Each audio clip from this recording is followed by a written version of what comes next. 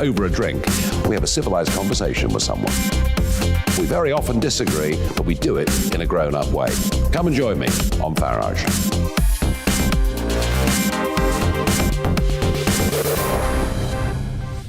I'm Dan Wootton. Join me Monday to Thursday from 9 to 11 for the feistiest and most fun news debate on TV, where free speech reigns. I'll bring you a sharp take on the day's biggest stories, bombshell newsmaker interviews, and A-list guests. And I guarantee you, no spin, no bias, no censorship, and no reason to go to bed. That's Dan Wootton tonight, Monday to Thursdays from 9 on GB News.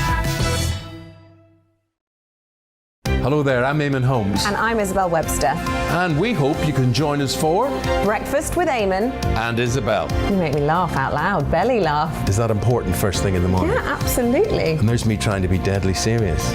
News is a serious business. Yeah, I have to rein you in sometimes. Well, it doesn't stop us laughing at it. It doesn't stop us having an opinion on what's going on. Yeah. And it certainly will not stop us reflecting what you think. Weekdays from 6 to 9:30 on GB News.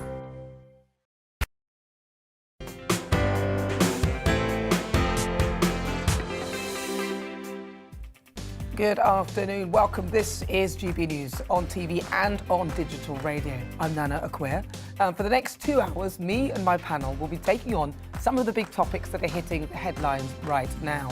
This show is all about opinion. It's mine, it's theirs, and of course it's yours. We'll be debating, discussing, and at times we will disagree, but no one will be cancelled. So joining me today is former Liberal Democrat MP Lembit Opik, and also broadcaster Danny Kelly. Before we get started, let's get your latest news headlines.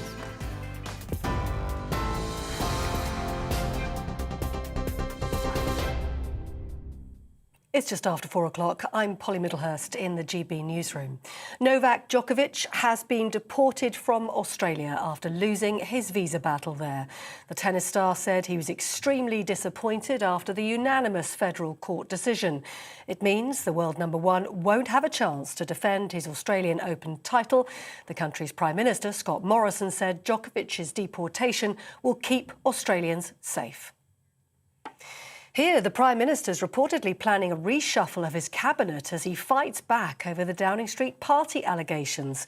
It comes as a growing number of Conservative MPs call for his resignation. The Sunday Times newspaper reports Boris Johnson is also planning a policy announcement blitz, including the lifting of remaining coronavirus restrictions in England, as he looks to survive the publication of Sue Gray's report.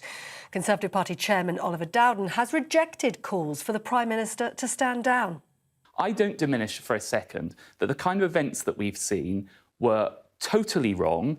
I was angered by them. My constituents were angered by them. The whole country was angered by them. And it's absolutely right. The Prime Minister said we'll get to the bottom of them. And I'll tell you that when he responds to the House of Commons, as he's committed to doing so, he will make sure that we address the kind of culture that has allowed that to happen in the first place. Well, meanwhile, the Labour leader Sir Keir Starmer says Boris Johnson needs to resign as he's degraded the office of Prime Minister. I think he broke the law. I think he's as good as admitted that he broke the law. And after all, Downing Street has now apologised to the Queen for some of the parties that have gone on. And I know that the government's holding position is let's all wait for the Sue Gray report. But I think it's pretty obvious what's happened. There's industrial-scale partying that's been going on at Downing Street. Not much of it is really denied. Sir Keir Starmer. Well, to use news from the United States now, and the Foreign Office here has confirmed that a hostage taker shot dead after a standoff at a Texan synagogue was British. He was killed following a 10-hour standoff which ended after a SWAT team moved in. 4 hostages are safe and well. The suspect had been demanding the release of a Pakistani neuroscientist in Afghanistan. Prince Harry is fighting a Home Office decision refusing to allow him to pay for his family's security whilst he's in the UK. Harry wants to bring his son Archie and baby daughter Lilibet to visit from the United States, but claims it's too dangerous without police protection. He says his US security detail just doesn't have sufficient jurisdiction or intelligence information in the UK. It follows an incident in London last year when his car was chased by paparazzi. The Home Office has refused to comment. 16 and 17-year-olds in England will be able to get a COVID booster jab from tomorrow.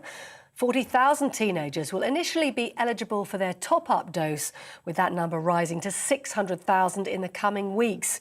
Previously, boosters were only recommended for those who were clinically vulnerable.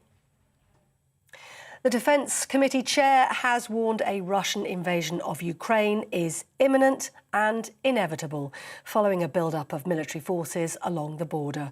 Conservative MP Tobias Ellwood made the claim in a wake of a cyber attack on Ukraine, which left parts of the country without heat, light and access to money.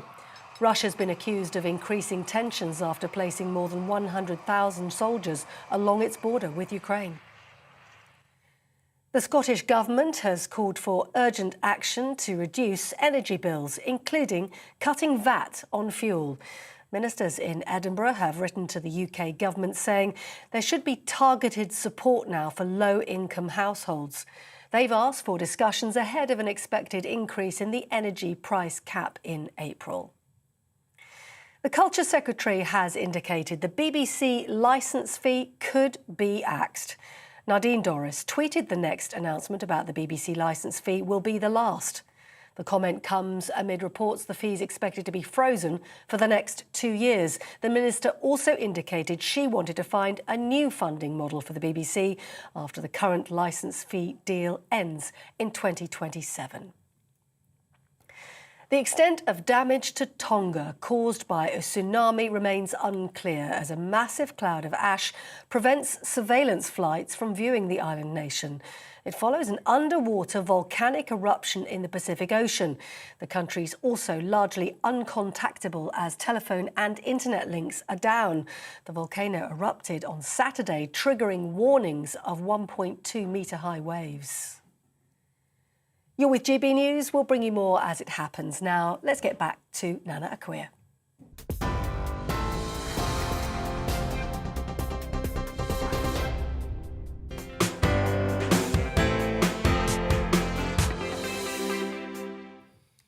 Good afternoon. So it's fast approaching 7 minutes after 4 o'clock. This is GB News. I'm Nana Akua. You're either listening on your radio or watching live on TV, so welcome aboard. So Novak Djokovic, he's had his case declined. The Court of Appeal unanimously agreed with the decision to revoke his visa on the grounds that his presence in the country was a threat to public health. They said refusal of entry was in the public interest. Good. And when it comes to immigration, I like to see a country following through on its policies and getting tough on people who want to enter but breach their rules or guidelines. Countries who stick firm with their policies and deal in a straightforward manner, ejecting people they believe pose a threat in any way, shape or form. And in this case, irrespective of where you stand with mandatory vaccination on entry to a country, surely you must agree that it's pretty despicable behaviour to go out, attend crowded events and do interviews when you have apparently knowingly tested positive for COVID. It's just extremely bad form. It's selfish and frankly, I wouldn't want someone like that around me. It's awful behaviour. No vax doesn't come off looking good at all. The Australians are right. I can't imagine that he would get any support if he were to play in any case. I mean, they've actually done him a favour. Him being there has already stoked up the anti-vax sentiment, something they certainly don't need. And this must grate on people who have lost loved ones unnecessarily as a result of vaccine refusal.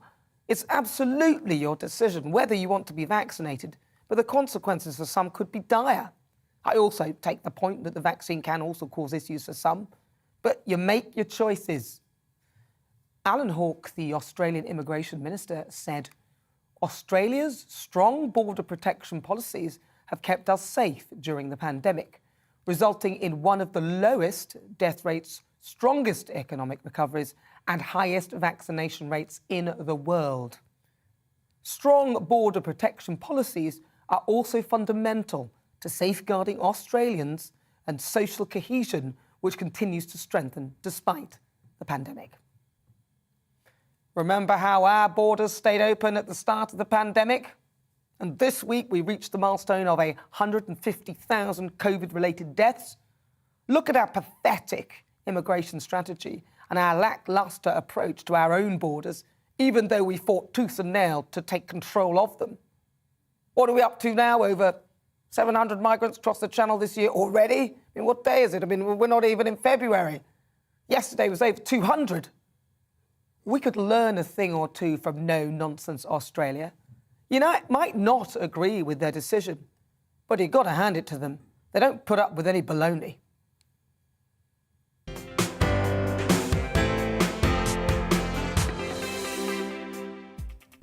So before we get stuck into the debate, here's what else is coming up today. Now, each Sunday at 5, I'm joined by a celebrity, a former MP, or someone who's had an extremely interesting career to take a look at life after the job. We'll talk highs, lows and lessons learned and what comes next on the outside. And today, I'll be joined by a former advisor to Donald Trump, who's had enough of traditional social media. Jason Miller left Trump's team last year to work as a CEO for the new social media network Gettr, which is promoting free speech. The Great British Debate this hour bears reports the Prime Minister Boris Johnson is set to announce a range of new policies this week as he tries to save his job. The announcements are said to include a freeze to the BBC licence fee for 2 years and a booze ban in Downing Street. So I'm asking, will these popular policies be enough to save Boris Johnson? And we'll take a look at the stories hitting the headlines away from the UK. And on the agenda today, former US President Donald Trump has held a rally in Arizona. His speech comes just days before Joe Biden celebrates a year in the White House. I think celebrating is kind of a loose word there for that particular piece. But I'll be speaking to journalist and former foreign editor of The Times, Martin Fletcher. As ever, tell me what your thoughts are on everything we're discussing. Email gbviews@gbnews.uk or tweet me at gbnews. Right, let's get started. Let's welcome to my panel broadcaster Danny Kelly and Liberal Democrat MP, former Liberal Democrat MP, no longer, sorry, Lembit. It's over, Lembit. It's over for It's me. over, darling. You've got to get over it. You really have to accept it now. So what do you think? I'm going to start with you, Lembit, because you've obviously been in the whole business of politics for quite some time, and you'll probably understand more about the kind of immigration and sort of policies. Novak Djokovic, where do you stand with this? Were they right to just eject him as they have? Absolutely. He didn't have a leg to stand on. Whether you like him as a tennis player or not, completely irrelevant. He could have been a poet, a musician, even a politician. If you challenge the regulations and you get fair trial, and that's what he got, then you really haven't got any recourse. But here's the thing. He caused it himself. If you hadn't bragged about the fact that he was going into Australia with some special exemption, and then it turned out that he clearly ignored the rules himself, if you hadn't done those things, he probably would have got away with it. But the idea of being in some ways affronted by the fact that Australia, which really has kept its borders, like New Zealand, really hard shut, the idea that he thought he'd get away with that, it was just such unbelievable hubris. Why would you do that whenever your whole career and your chance to be a record breaker is all on the line? But he made his choice. And you know what? On this one, Australia is right. It's great. And the other thing is, I mean, apparently, and this is what I'm hearing, that Tennis Australia had said that you could have an exemption if you've had COVID, which is then why the story came out that he'd had COVID, apparently on a day when he claimed that he would have known he would have had it, yet he was meeting with people and doing interviews. So that didn't really wash very well at all, if it is true. But the other thing is that the Australian government said, well, there's no such thing. What do you think, Danny? I think his actions are reprehensible when it comes to knowing that he's got COVID-19 and then continuing with his pre-arranged commitments. I think that's awful. His country of origin, they have a different approach when it comes to vaccine rollout. I think it's just over 50% of adults who've had vaccine, the jabs. And that's Serbia, isn't it? Yeah, and I think in the UK it's like 80-odd%. So I think it's a shot in the arm for common sense, the fact that he hasn't had the shot in his own arm.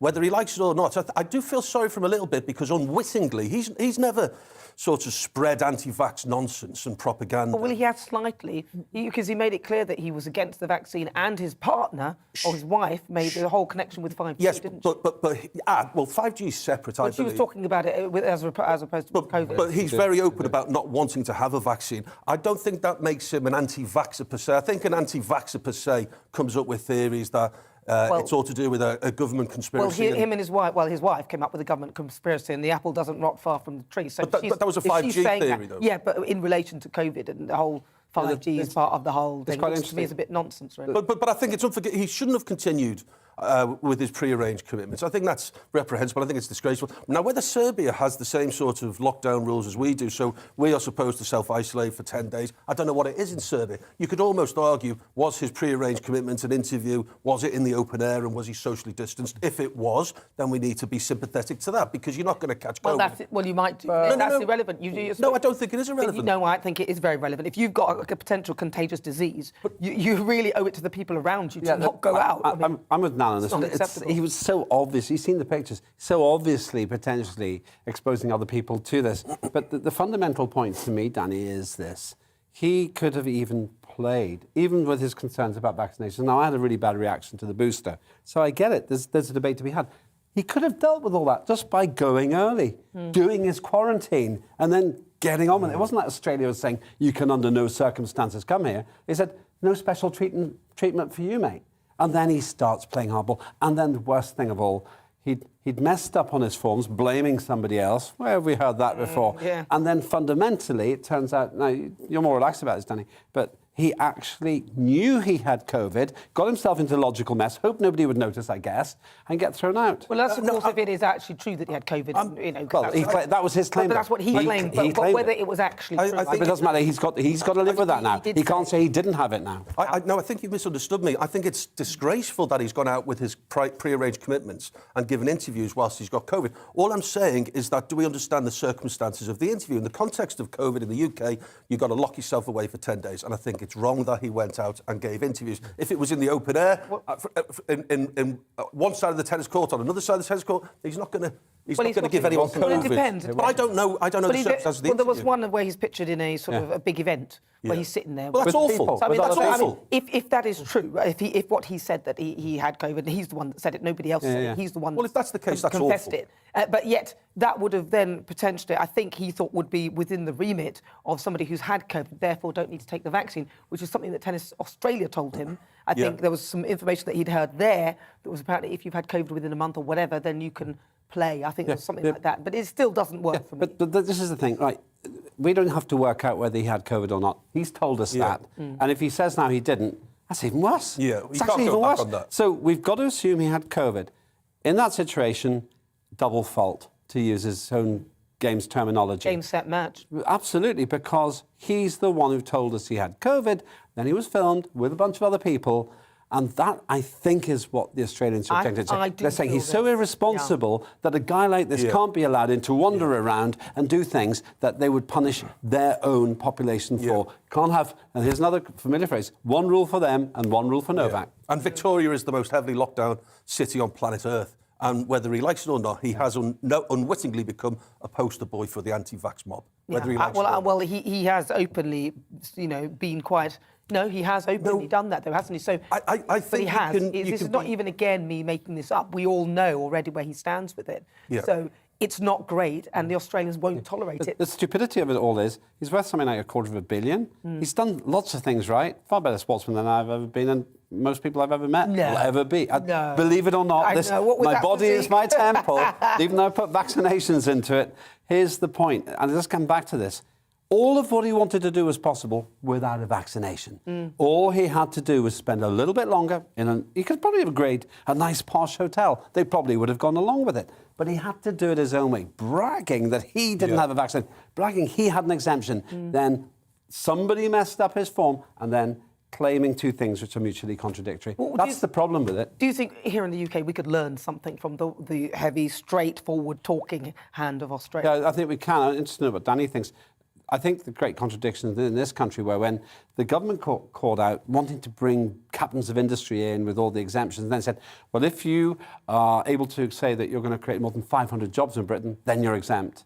OK, well, let everyone be exempt, because that's a pretty stupid thing to say. Because if you get COVID from someone who's going to create 500 jobs, it's going to be just as bad as if you get from somebody who's going to produce one job or is just a tourist. It's the consistency. But you know what I've just said all the way through? It solves a lot of other problems. Just don't legislate. Basically say, let's have a common sense attitude around the world. because there are all kinds of exemptions everywhere.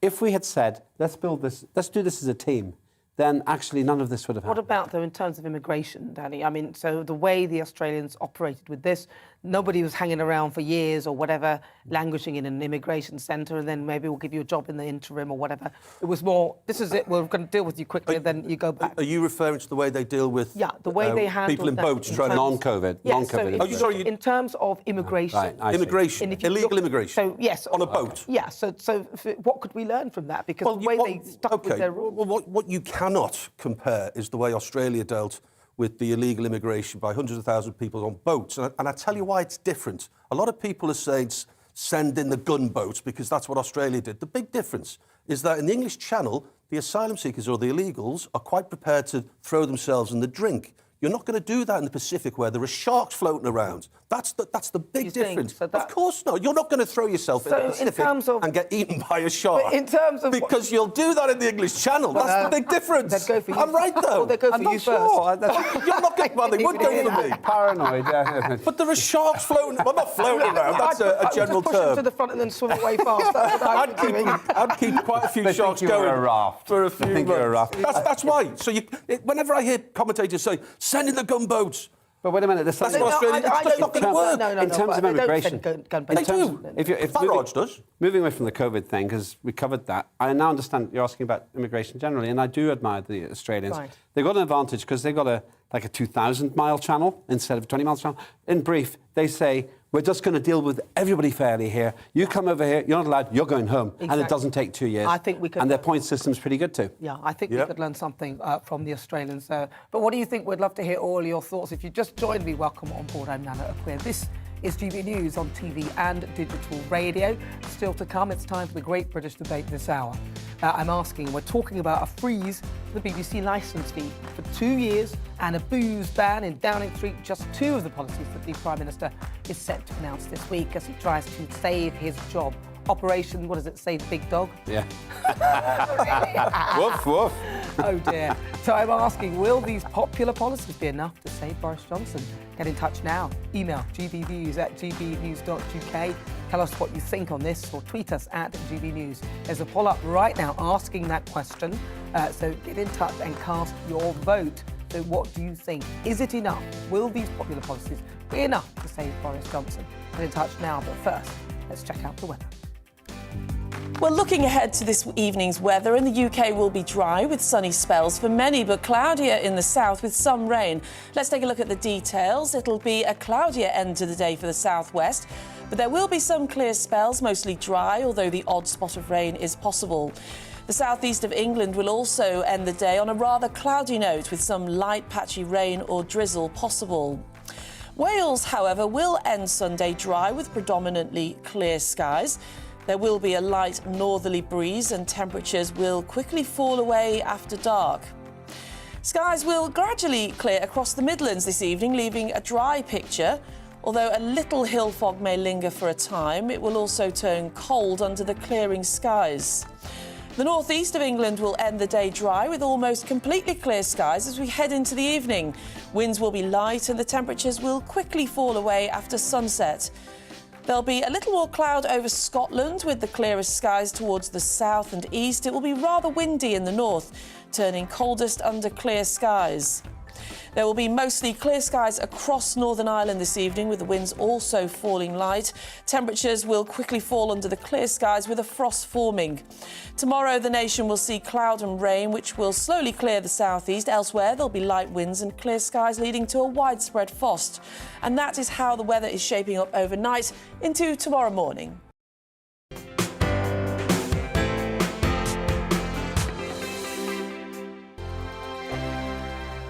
Hello there, I'm Eamon. And I'm Isabel. And you're watching the GB News digital stream across the United Kingdom. And around the world. If you're here in the UK, you can also watch us on your TV screen. GB News is Freeview channel 236. On Sky, we're channel 515. 626 on Virgin Media. Just remember, you might need to retune your TV to watch the channel. Yeah, and if you are doing that, find out more about retuning by going to gbnews.uk. Join my show Farage, 7 p.m. till 8 p.m. Monday through Thursday, and there you will get opinion, analysis, debate, and I'll cover stories that nobody else dares to touch. And then for the last 15 minutes, talking pints. We're over a drink. We have a civilized conversation with someone. We very often disagree, but we do it in a grown-up way. Come and join me on Farage.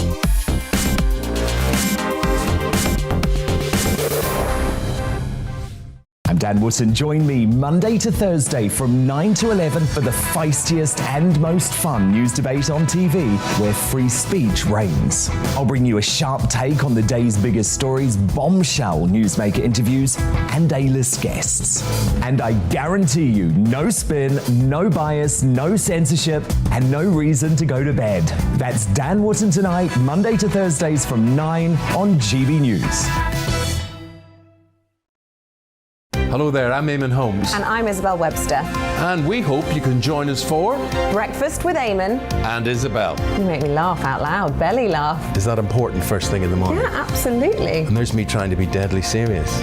News is a serious business. Yeah, I have to rein you in sometimes. Well, it doesn't stop us laughing at it. It doesn't stop us having an opinion on what's going on. Yeah. And it certainly will not stop us reflecting what you think. Weekdays from 6 to 9:30 on GB News.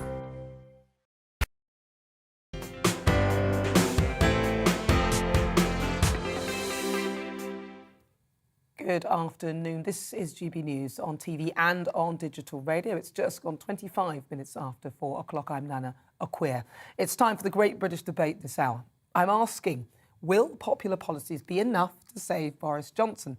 With the Partygate scandal rumbling on, it's been reported that the Prime Minister will implement a number of populist policies in an attempt to get his premiership back on track. And these include things like banning booze in Number 10, freezing the BBC licence fee for 2 years, and giving the army control of stopping the small boats crisis in the Channel. What, you mean actually get on with the business of running government?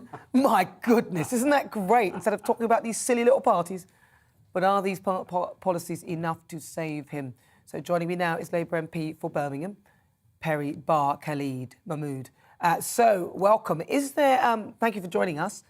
Do you think there's any way back for Boris Johnson? Well, no, basically. What he's trying to do now is to put the blame on the people that work within Downing Street and say it's all their fault. Well, I didn't know this was going on. And really, all these people did this behind my back, considering the fact he's photographed at one of the events where he sat not just by himself, his wife and his child, putting them in harm's way in terms of COVID. And then takes no responsibility for itself at all. So I think this is a diversionary tactic, and I don't think it will fool anybody, particularly those people who've lost loved ones throughout the COVID period, as I've done and as many other people have done. And really, to try and escape like this it is really gives him no more credibility, and even more that he's lost through this period is absolutely disgraceful. Obviously, with you being from the Labour Party, I wouldn't have actually expected you to say anything different to that in any case. But I respect that is this is not a lot of point for the Labour there. Party. Having lost loved ones as I've lost, and a lot of other people lost, to see this decadence that went on, it is just not acceptable under the current circumstances. It's again, and I have every sympathy for you to losing loved ones during the pandemic. I mean, it was awful. It was pretty much awful for all of us. But I'm wondering, isn't it politically convenient for you if Boris goes, considering the trouncing that your party has had in the past sort of election? I mean, they got an 80-seat majority. That's pretty good for the Conservative Party. In fact, it's pretty good on any count. Well, I think you're being a little unfair. We had a different leader. We've got a different leader now in post who's working very hard, who's very much caught up on the Conservative Party in terms of the points, in terms of the points that you're talking about in terms of the polls that we have. And he's caught up by making sure that Boris is held to account at every single question time that he's had. He's held to account on the policies that he tries to push forward in the draconian bills in terms of the immigration nationality bill that he's putting forward, now the policing bill that he's putting forward. And these are extreme things that he's trying to do. But on top of that, just having complete no regard for what he does in terms of their own private setup that they have in Downing Street and what the public had to deal with. The person in charge of setting some of the severest conditions for lockdown was given a send-off when she left. So, there's no regard for any of the rules that they had. It's only for the proletariat, not for these elite people at Downing Street. But so you're talking about these policies, you're saying they're very extreme, but this very thing where we're focusing heavily on these parties is actually causing a distraction from them in any case. So they will rumble on whilst we talk about parties. So I hear what you're saying, but to me it seems that the distraction of the parties, instead of focusing on holding them to account, is what people would like the Labour Party to be doing. We'd like you to be calling the government to account. So what are you doing to call the government to account with the Nationality and Borders Bill that you talked about and the crime policing and sentencing bill? What is the Labour Party actually doing to deal with those rather than just simply talking Partygate? The Labour Party, quite rightly, opposes, has Her Majesty's loyal opposition in Parliament. We oppose them, we vote against them, and we continually do that and make sure that we get our point across. We give media interviews on our policies. We write out to our membership and telling them what our policies are and how we want to deal with this. So we do that. The fact that they have an 86 seat majority is a huge issue. It's less now, less than 86 now, but they have a huge majority in Parliament, which they get it through. But we fight them, and we fight them all the policies. And the reason why now this is happening is part of that is Boris is going to be accountable for all the abuses that he's allowed to be carried out in Downing Street. And that's what we're trying to get accountability for. And that's what Keir Starmer did at the last week's PMQs. And he will continue to do that until Boris actually lets people know exactly what went wrong. Having an inquiry into this really solves no issues. He's admitted now, after 3 times that he's tried to put blame on somebody else. Last week, he admitted the fact that he knew about these things. And now what he's doing is blaming somebody else, blaming the people who work within Downing Street, saying, it's all their fault, it's nothing to do with me. It does seem that there's a culture of that, though. I mean, to be fair to Boris, it does seem that there is a culture of that within there. And I don't think it would have started just when he took the reins. But what I want to know then is what about, so you pointed out some of the things, what about Barry Gardiner then? I mean, he went to the Black Lives Matter protest and he tweeted about it. That was definitely against the rules. He also accepted 400k from someone who's been investigated by MI5. I mean, I don't think that, if we start looking into the Labour Party as well, what will the Labour Party do to convince us, the electorate, that actually they're a good bet and a good investment? Look, you mentioned Barry Gardiner. Barry Gardiner is not the lead of the Labour Party. He's a member of the Labour Party. He's a member of Parliament and therefore member of the Parliamentary Labour Party. And the fact is, he will now be held to account by the Standards Commissioner and the Standards Committee, and that will deal with it. And whatever the results are, we will not behave in the way that the Conservative Party behaved in terms of Patterson and tried to protect it. If he's found to be having done wrong, he will be then held accountable for that. And that is the difference. The difference is when issues arise, when somebody does something out of order, we support the decisions made by the parties and the people that are responsible to hold us to account, and we do that.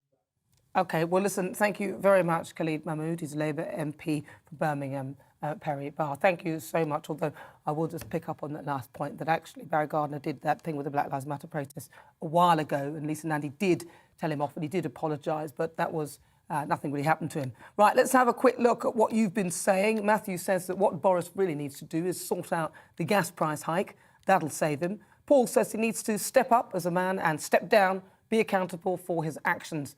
And Tonya, she's pointed out that he needs to get rid of all COVID rules and the mandates for jabs. So you guys are easily pleased. I'd want a lot more, especially with him, he's in the palm of your hand.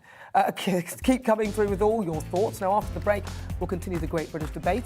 I'm asking, will popular policies be enough to save Boris Johnson? I'll hear the thoughts of my panel, broadcaster Danny Kelly and former Liberal Democrat MP Nemid Opik. I'd also speak to Conservative MP for Lichfield, Michael Fabricant, to get the view from the Prime Minister's own party. But first, let's get your latest news headlines.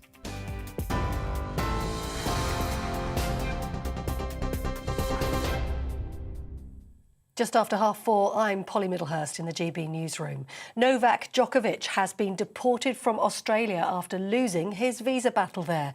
The tennis star said he was extremely disappointed after the unanimous federal court decision. It means the world number one won't be defending his Australian Open title. The Prime Minister's reportedly planning a reshuffle of his cabinet as he fights back over the Downing Street party allegations. It comes as a growing number of Conservative MPs call for him to resign. The Sunday Times newspaper reports Boris Johnson is also devising a policy announcement blitz, including the possible lifting of remaining coronavirus restrictions in England. The Foreign Office has confirmed that a man who was shot dead after holding people hostage in the United States was British. He was killed following a 10-hour standoff at a Texan synagogue, which ended when a SWAT team moved in. 4 hostages are safe and well. The suspect had been demanding the release of a Pakistani neuroscientist in Afghanistan. A Russian invasion of Ukraine is imminent and inevitable. That's according to the chair of the Defence Committee. Conservative MP Tobias Ellwood made the claim following a cyber attack which left parts of the country without heat, light or access to money. It's believed Russia has placed more than 100,000 soldiers along its border with Ukraine. And the Culture Secretary has indicated the BBC licence fee could be axed. Nadine Dorris tweeted that the next announcement about the BBC licence fee will be the last. The comment comes amid reports the fee is expected to be frozen for the next 2 years. The Minister has also indicated she wanted to find a new funding model for the BBC after the current licence fee deal expires in 2027.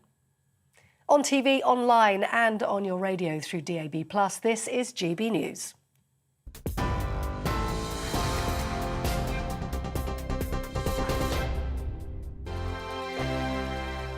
Wouldn't life be so much easier if you could control your blinds at the touch of a button? With Ultra Smart Blinds from Appeal, there's no chains, cords or wiring because these stylish blinds are driven by a rechargeable power pack.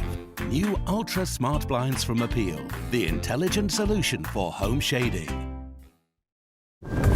This year, there's a massive £220 million of prizes to be won. Judy, tell them what they can win in the February draws. Players in one postcode area will win a share of an incredible £7.9 million. Enter your postcode before midnight on the 20th of January to play. Key is here to answer all your questions on equity release. How easy, for instance, is the process? At Key, we make it easy. Our expert advisors will support you every step of the way. We encourage you to involve your family and we'll leave you to make a decision in your own time. So why not see how much cash you could release with our free online calculator? Key, equity release that's right for you. Are you chill enough to fly that? Me? Fly that thing? No, this thing! Everyone's got that one thing they were born to do. Find your force in the RAF. Light up your winter nights with Mood Magic LED lights from JML, with 13 ambient colours to choose from and hundreds of colour combinations. Go from bright and fun to a relaxing glow at the press of a button. Simply peel and place. The adhesive pad sticks to virtually any surface. There are 4 lights in a pack and a remote control. Illuminate your home and set the mood that suits yours with Mood Magic from JML. Only $19.99 from Asda, Dunelm, Robert Dias and Wilko. New Active Shape by XLS. Be strong. Be in your best shape and try the new Active Shape range by XLS. It's super delicious.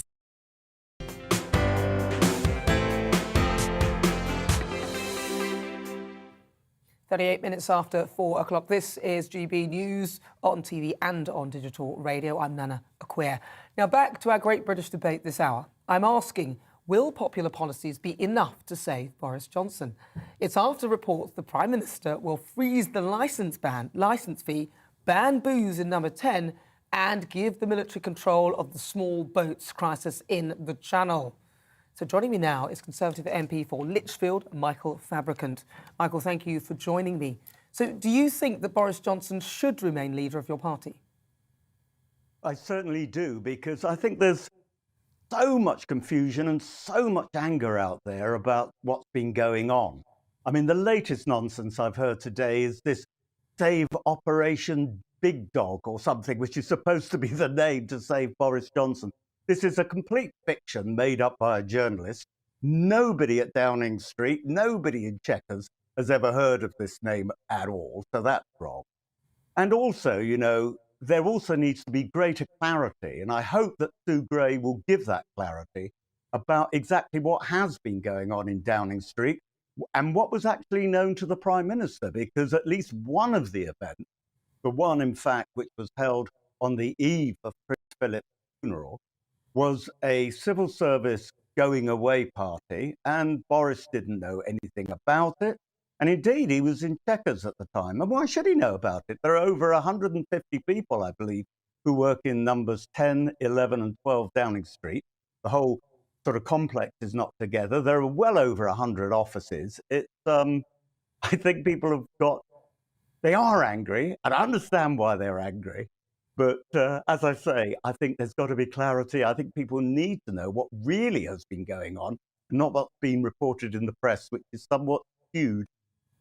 Would you say then that this, because I mean, this is a sort of drip effect, or it feels like death by a million cuts here.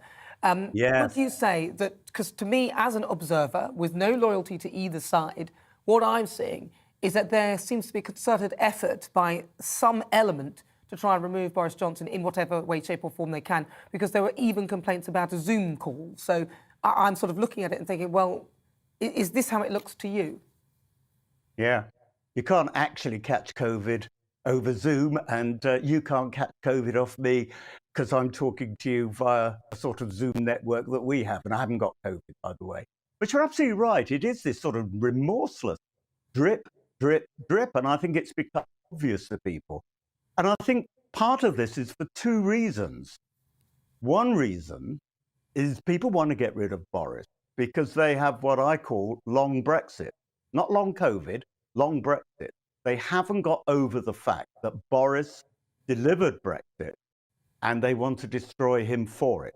So that's number one.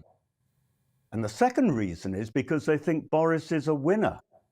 They know that the next general election won't be until 2024.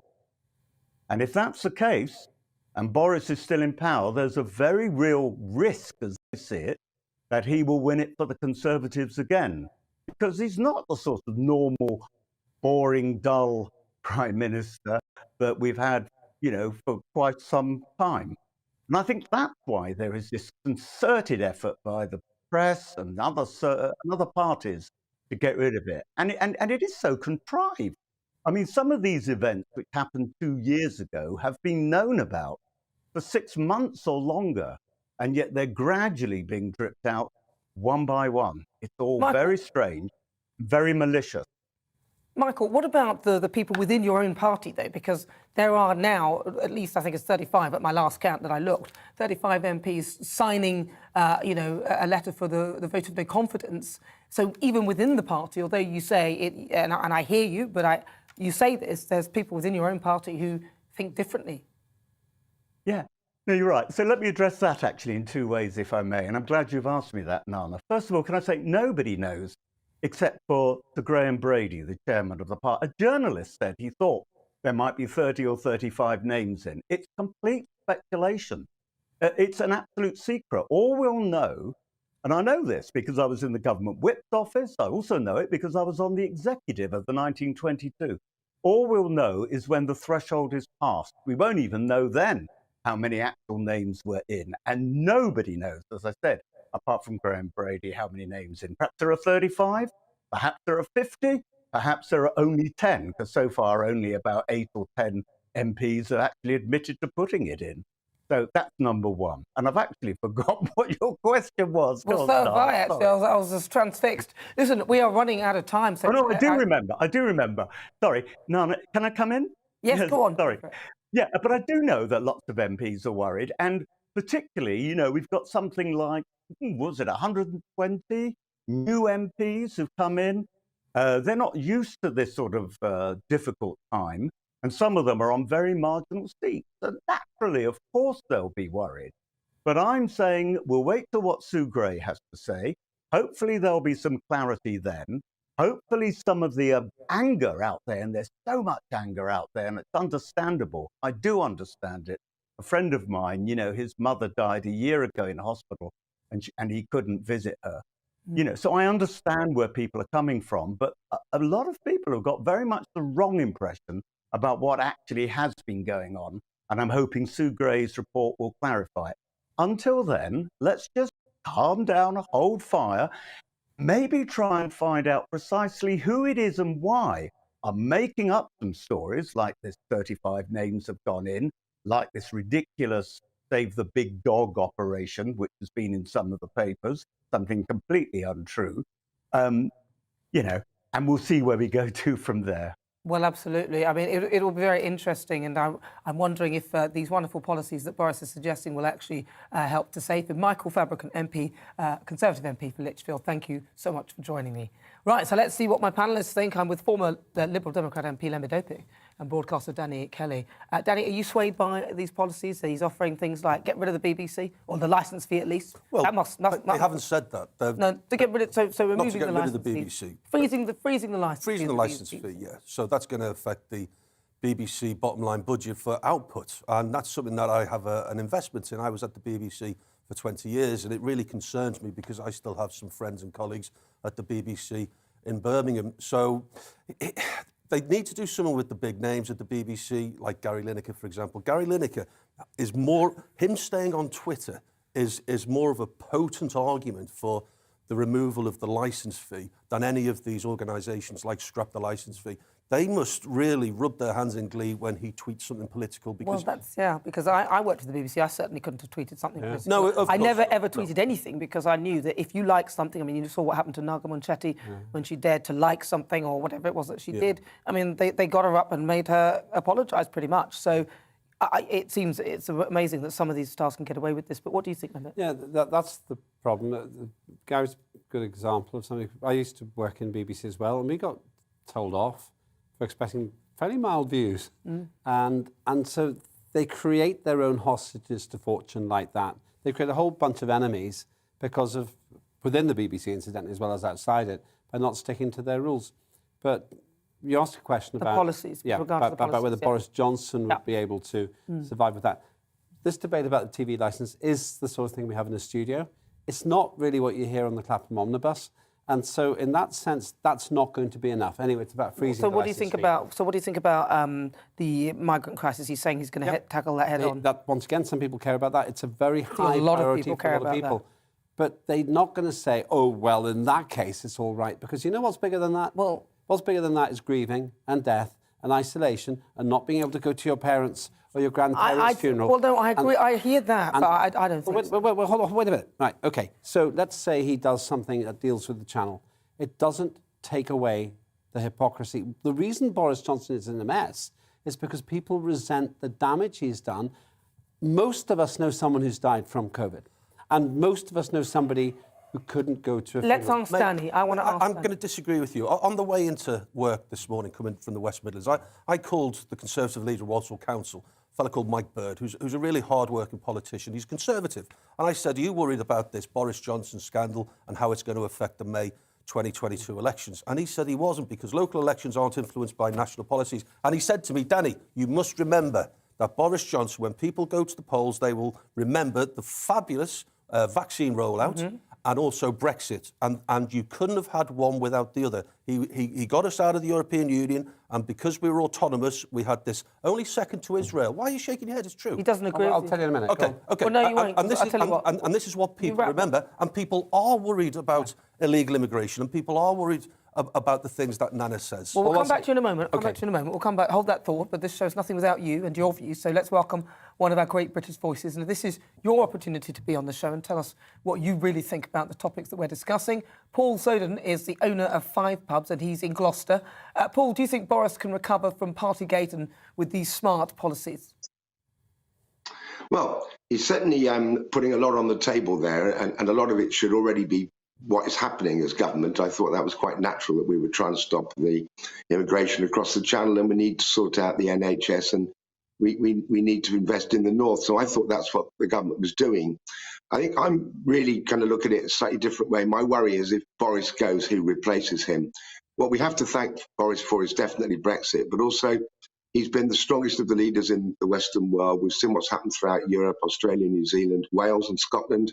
And last July, he set us free, and we've been the freest of any of the nations. So I'm pleased that that's what he's done for us. And although we've had a dreadful time in the hospitality industry. Oh, we've lost our voice, but thank you, Paul, for that. Quickly come back to you, Lembit, because you wanted to respond to what Danny said. The big picture point here. We can argue the toss about the details. And as someone who lost my seat because I made the wrong calculation, let me tell you very simply, I don't think Boris can pull this back because the public, it's like a tide. The public just won't see the details. Now, I could be wrong, and I haven't, by the way, got a political motivation for saying it. You asked a direct question. I make a prediction. I think Boris is a goner. The latest he can survive is till just after the local elections in May. I disagree with your Tory colleague because I think the public do think we're going to punish these parties because in the local elections because of what we see nationally. There's my prediction. We'll see if I'm right. Well, we'll see if you're right. Today I've been asking, will the popular policies be enough to save Boris Johnson? Lots of you have been getting in touch with your views. Graham says what he should do is sack the civil servants who partied. With you 100%. They have let him down, absolutely. Jill says it might save him in the short term, but the Tories will probably take a hit in the May local elections. Alan says the words horses and bolted spring to mind. He's finished. Gregor says banning boozing wouldn't achieve anything. It's the timing of the drinking that was the problem. There's also a poll up on Twitter today. I'm throughout the show asking you, will popular policies be enough to save Boris Johnson? And currently, 54% of you say yes, the policies will save him. So after the break, former US President Donald Trump is at a rally in Arizona. His speech comes just days before Joe Biden celebrates a year in the White House, although I use the word loosely, celebrates. I'll be speaking to journalist and former foreign editor of The Times, Martin Fletcher. I'll be back in a moment.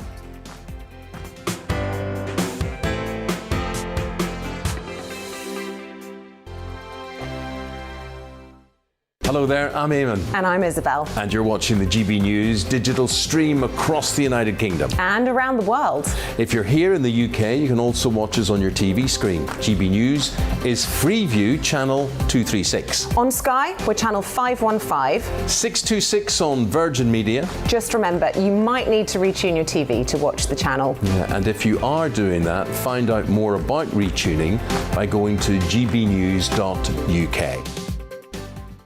Join my show Farage, 7 p.m. till 8 p.m. Monday through Thursday. And there you will get opinion, analysis, debate, and I'll cover stories that nobody else dares to touch.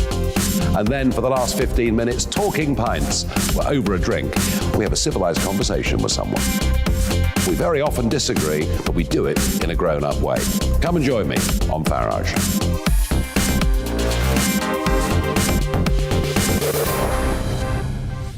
I'm Dan Wootton. Join me Monday to Thursday from 9 to 11 for the feistiest and most fun news debate on TV, where free speech reigns. I'll bring you a sharp take on the day's biggest stories, bombshell newsmaker interviews, and A-list guests.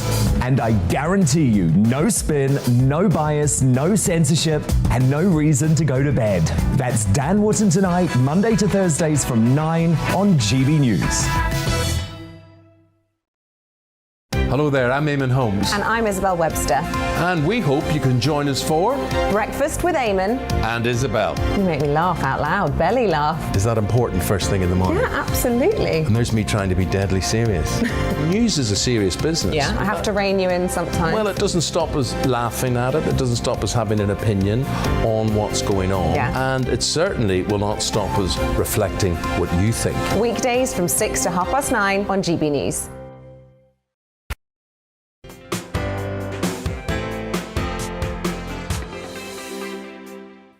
This is GB News. I'm Nana Akua. It's just coming up to 54 minutes after 4 o'clock, and it's time for Worldview. Now, this is the part of the show we get the latest news from around the globe. On the agenda today, former US President Donald Trump has held a rally in Arizona.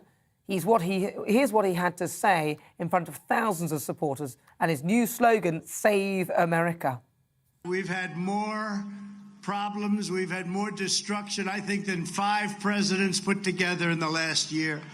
On top of it all, people are being persecuted for using freedom of speech. You talk about the corrupt election, but more and more information is coming out, and it's coming out far worse than anyone ever thought it could be. Now, his speech comes just days before Joe Biden celebrates a year in the White House. So I'm joined by journalist and former foreign editor of The Times, Martin Fletcher. Martin, thank you for joining me. Tell me about this latest Trump rally.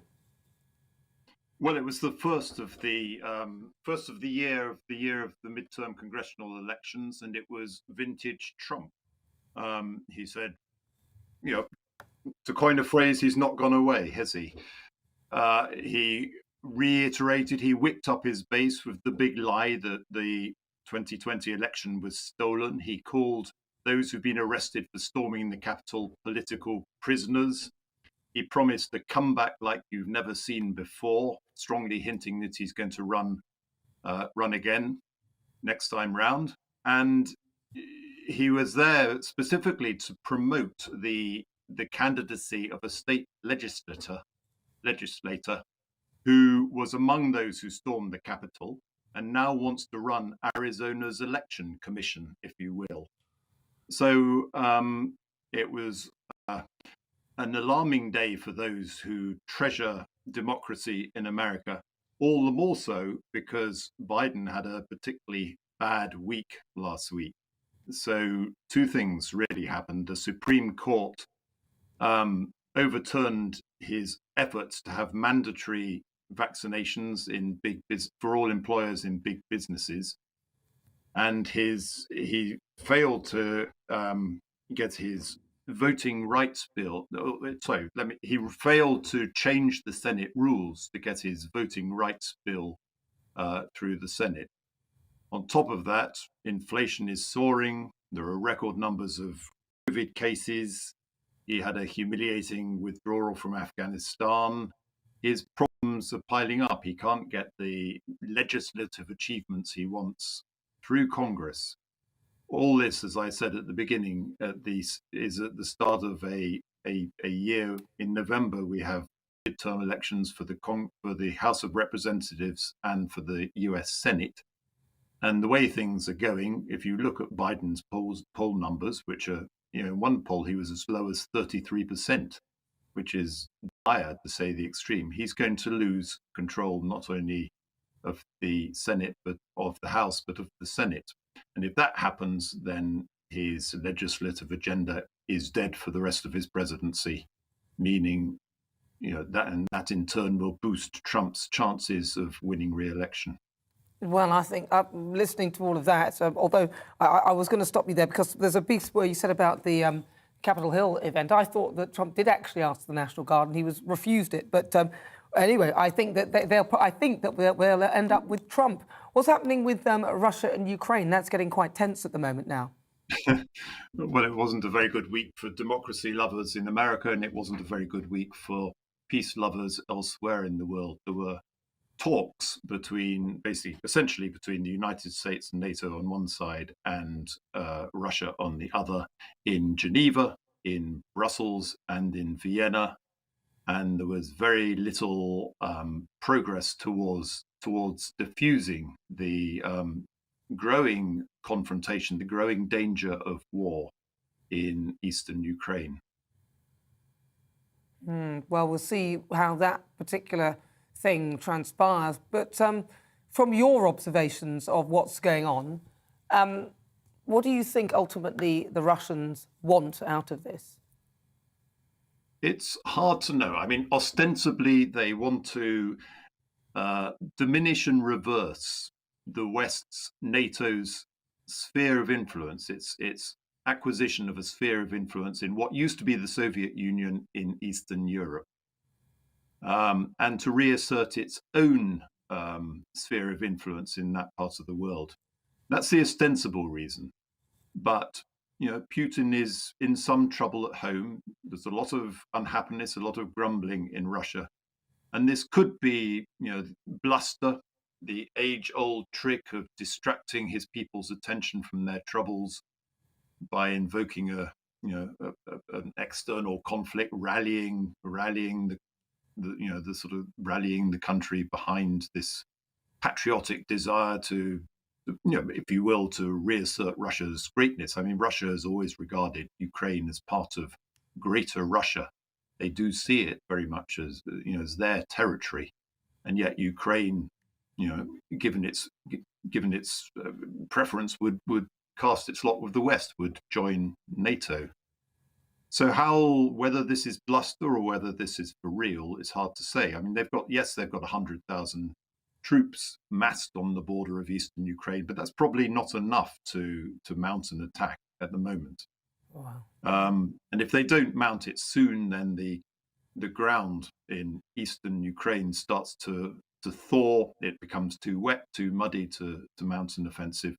And there would be a very heavy price economically to pay, because there's no doubt the West has lined up a really severe package of sanctions against, to be used if Putin does go ahead and invade. Well, Martin, we shall keep our eye on that particular situation. Martin Fletcher, he's a journalist and former foreign editor of The Times. You're watching me, Nana Akua. This is GB News. More to come in the next hour.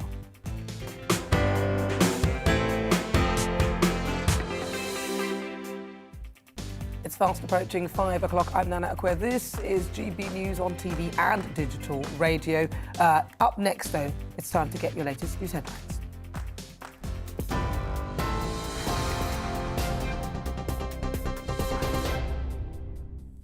It's 5 o'clock. Here with Polly Middlehurst in the GB newsroom. The top story, Novak Djokovic has been deported from Australia after losing his visa battle. The tennis star said he was extremely disappointed after the unanimous federal court decision. It means the world number one won't have a chance to defend his Australian Open title. The country's Prime Minister, Scott Morrison, said Djokovic's deportation will keep Australians safe. Here, the Prime Minister's reportedly planning a reshuffle of his cabinet as he fights back over the Downing Street party allegations. It comes as a growing number of Conservative MPs call for his resignation. The Sunday Times newspaper reports Boris Johnson is also planning a policy announcement blitz, including the lifting of remaining coronavirus restrictions in England, as he looks to survive the publication of Sue Gray's report. Conservative Party Chairman Oliver Dowden has rejected calls for the Prime Minister, though, to stand down. I don't diminish for a second that the kind of events that we've seen were totally wrong. I was angered by them. My constituents were angered by them. The whole country was angered by them. And it's absolutely right. The Prime Minister said we'll get to the bottom of them. And I'll tell you that when he responds to the House of Commons, as he's committed to doing so, he will make sure that we address the kind of culture that has allowed that to happen in the first place. Oliver Dowden. Meanwhile, the Labour leader Sir Keir Starmer says Boris Johnson does need to resign because he has degraded the office of Prime Minister. I think he broke the law. I think he's as good as admitted that he broke the law. And after all, Downing Street has now apologised to the Queen for some of the parties that have gone on. And I know that the government's holding position is let's all wait for the Sue Gray report. But I think it's pretty obvious what's happened. There's industrial-scale partying that's been going on at Downing Street. Not much of it is really denied. Sir Keir Starmer. Well, the Foreign Office has confirmed that a man who was shot dead after holding people hostage in the United States was British.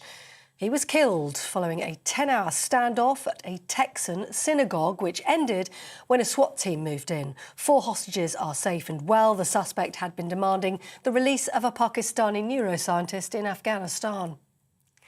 The chair of the Defence Committee has warned a Russian invasion of Ukraine is imminent and inevitable, following a build-up of military forces along the border.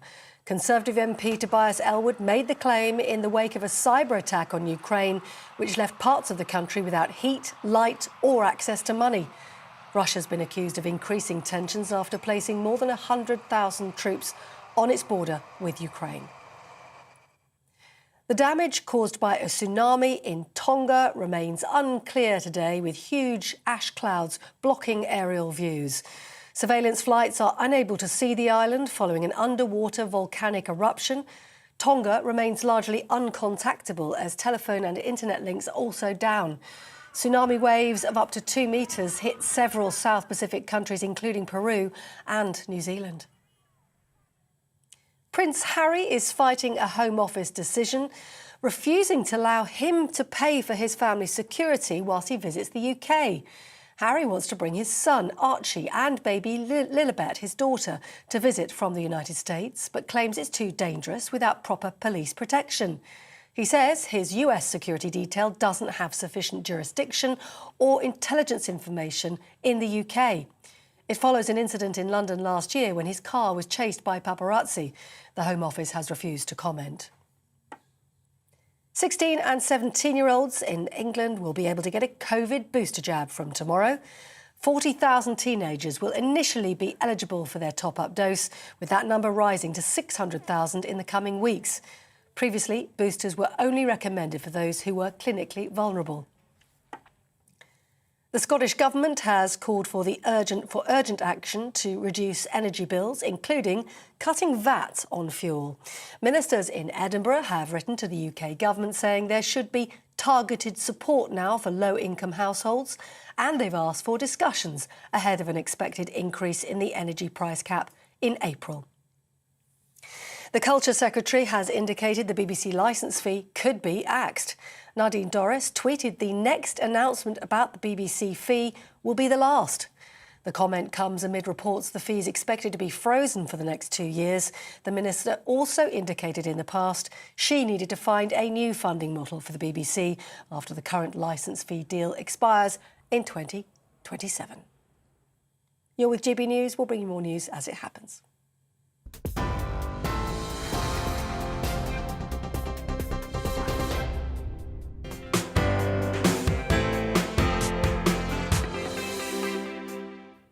If you just joined me, I'm Nana Akua. This is GB News on TV and on digital radio. Still to come, each Sunday at 5 o'clock, I'm joined by a celebrity, a former MP, or someone who's had an extremely interesting career to take a look at life after the job. And today, I'll be joined by a former advisor to Donald Trump, who's had enough of traditional social media. Jason Miller left Trump's team last year to work as the CEO for the new social media network Gettr. Now, it's promoting free speech. Now, the Great British Debate this hour, the Deputy Leader, Angela Rayner, has taken to social media to say that she's faced criticism for her accent and grammar. Mr. Speaker, I've heard on the grapevine there might be a vacancy for Prime Minister soon, so maybe I should have aspirations. The MP, who calls herself a gobby northern lass, has come under fire before for her comments, calling the Tory party scum. So I'm asking, does it matter how you speak in a professional environment? We want to hear from you, of course, as ever. Email gbnews@gbnews.uk or tweet us at gbnews. But first, we'll get your headlines. We've already done that, haven't we? So it's time for Outside. I don't know why someone's written that. It's time for Outside, the part of the show where we talk to a former politician, celebrity, or someone who's had an extremely interesting career. We talk highs, lows, lessons learned, and what comes next on the Outside. And this week, do you feel like you can say what you want on social media? That is the question. Donald Trump, Nicki Minaj, and most recently the popular accounts of politics for all were all banned from Twitter. But a former advisor to the 45th President of the United States is taking a stand against what some are calling cancel culture. Jason Miller left the Trump team last year to work as CEO for the new network Gettr. It's a social network and aimed at free speech. I set up my account earlier this month, actually. Wow. That's me. You're like? It doesn't really say what I'm doing, and I don't really know what I'm doing on there, really. But I just wanted to be on there because I'd heard about it. So Jason Miller joins me now live from Colombia. Jason, welcome. Nana, great to be with you. And if you went and looked at your account right now, you've just been verified on Gettr, so we're glad to have you. Oh, I've just been verified. I think pretty soon you'll have more followers on Gettr than you do on Twitter. So we have a pretty mobilized, energetic base, and I think you're really going to enjoy the platform. Well, you and me, we can work together on that. Thank you so much. Now, so let's talk about Gettr, because Trump was talking about it. And I remember this was going to be a big platform that he was going to be on. I looked at his account, and it's not as big as I thought it would be. What happened there? So right when I left President Trump's team last June, I immediately started negotiations with him and wanted to obviously bring him to the Gettr platform. And I put a pretty good deal in front of him. We negotiated for a few months, but ultimately someone came along and put together an even better deal. And of course, we know from President Trump, the art of the deal and all of he really views himself as the king deal maker. Someone put a number with more zeros behind it in front of him. And so I do think that at a certain point, we'll probably be able to get President Trump onto the Gettr platform, just not right now. So he's still talking about possibly starting his own platform in the next few months here. But as we know, I think there's a lot of room for competing forces. It can't all just be Twitter and Facebook controlling everything. Well, I'll tell you where you would win, because I'm wondering if you've seen Twitter, which sometimes people call it a swamp, because you get so much abuse and doesn't seem to be anybody policing it. If Gettr sort of get a grip on those things, I reckon that would be a great policy. What are your policies for sort of handling online abuse? Well, exactly. And we really view ourselves as the free speech platform. If you support free speech and you oppose cancel culture, we think you'll have a home here at Gettr. Now, that's not to say that there aren't any terms of service. Of course, we don't allow any illegal activity, and I have no tolerance for racial or religious epithets. You can't go and threaten people with harm. So those types of things are not allowed on the platform. But when it comes to your political views, when it comes to how you want to talk about your outlook on life, it doesn't even have to be politics. We have all sorts of people who have joined that aren't even political in nature at all, people from all across the world. You should never be sentenced to political jail or like a political digital jail, so to speak, just simply for speaking your mind. I'm agreed with that, because it's quite irritating, because in some respects it feels like a lot of the social media networks are actually, sort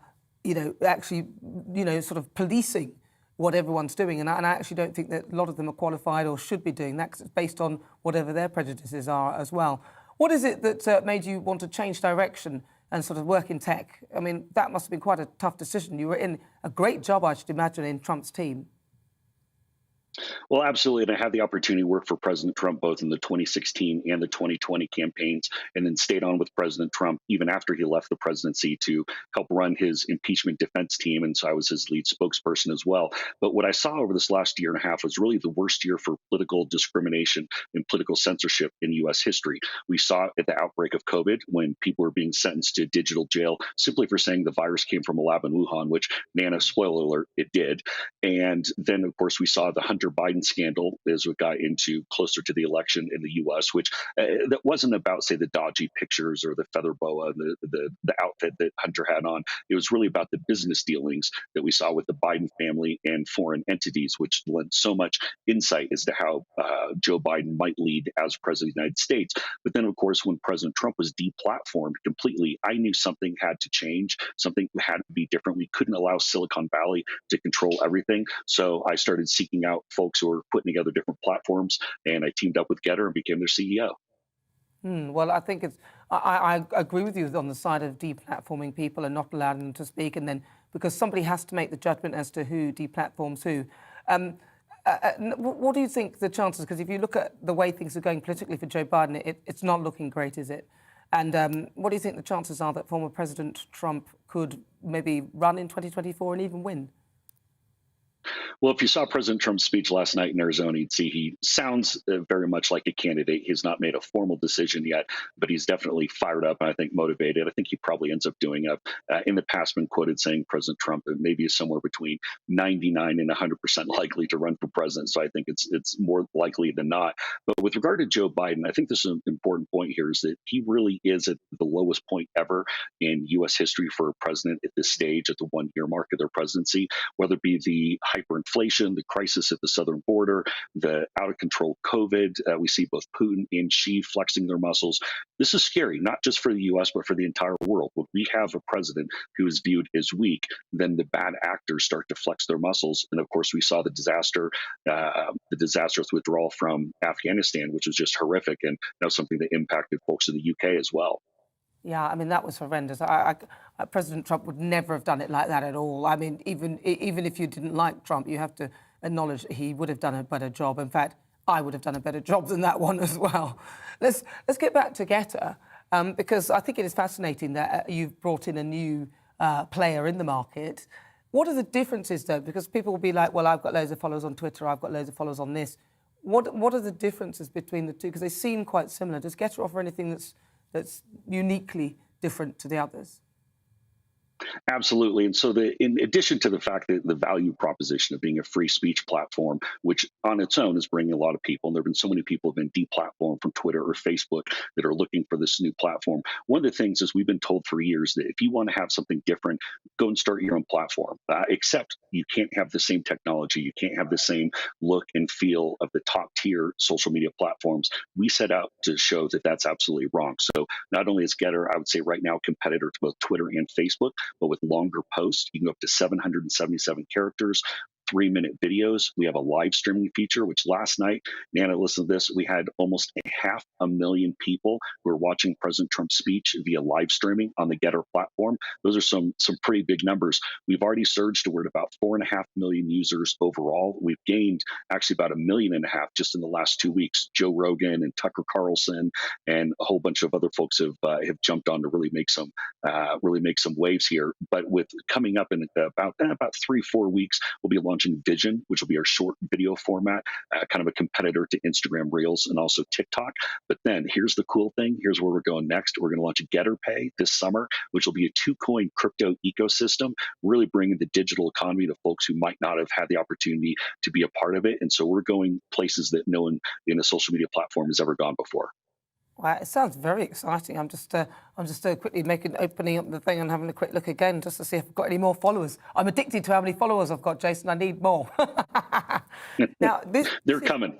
Lovely. This is so exciting that you've done this. Was it difficult getting investment for this, though? Because I should imagine technically this is a very expensive thing to be going into, and especially with so much competition in the actual market itself, it'd be difficult to convince investors that this one will be successful when there's a plethora of them out there already.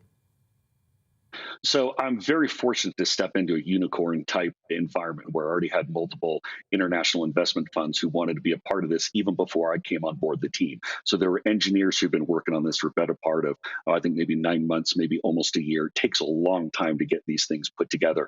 And I tell you, it's very much like having an infant where every little thing happens and you're watching, and you're watching security, you're watching moderation, you're trying to grow your team internationally. It's part of the reason why I'm here in Bogota, Colombia, promoting the Gettr platform. But so I stepped into a scene where there already was full funding for the platform. We will start bringing on additional investors. In fact, I think I'll be meeting with some folks in Miami in a couple of weeks to talk about that. And I'll be coming to London next month to do the same thing. So there's a lot of interest. And I think people look at Facebook and they very much view everything they've gone through, from the whistleblower to the transition to Meta, whatever that is, almost as if the Goths are sacking Rome. I think we're really at the beginning of the end for Facebook. But you take a look at Twitter, as you said earlier, Twitter's boring. It's a cesspool. A place like Gettr, we've made it fun. We want to keep it that way.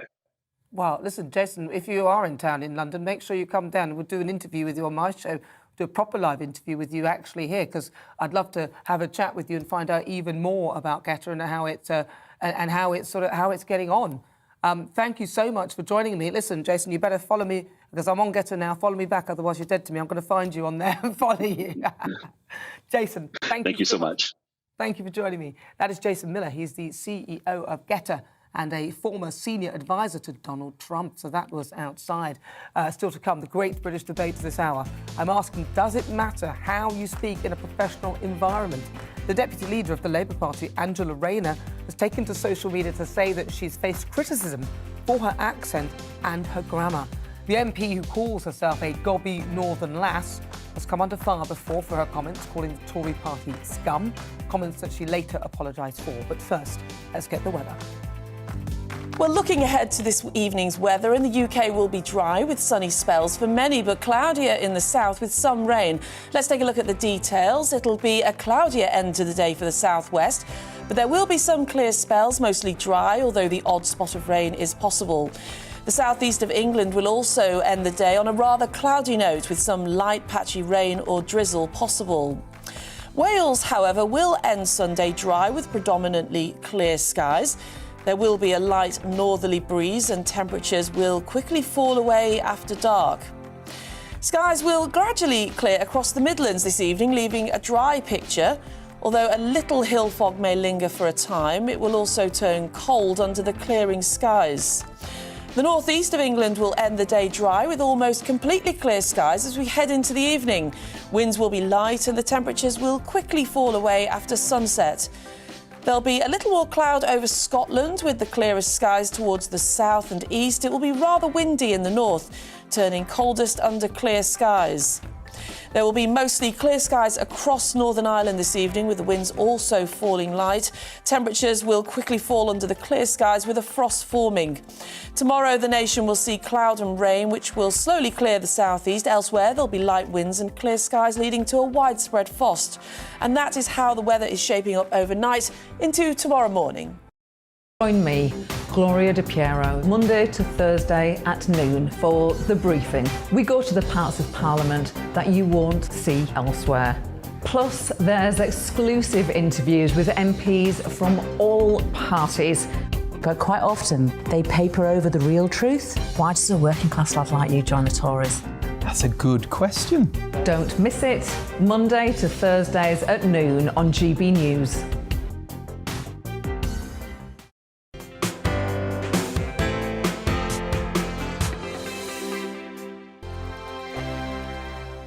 Hello there, I'm Eamon. And I'm Isabel. And you're watching the GB News digital stream across the United Kingdom. And around the world. If you're here in the UK, you can also watch us on your TV screen. GB News is Freeview channel 236. On Sky, we're channel 515. 626 on Virgin Media. Just remember, you might need to retune your TV to watch the channel. Yeah, and if you are doing that, find out more about retuning by going to gbnews.uk.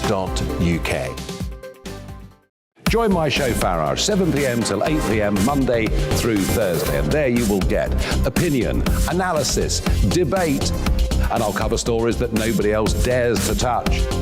And then for the last 15 minutes, talking pints. We're over a drink. We have a civilized conversation with someone. We very often disagree, but we do it in a grown-up way. Come and join me on Farage.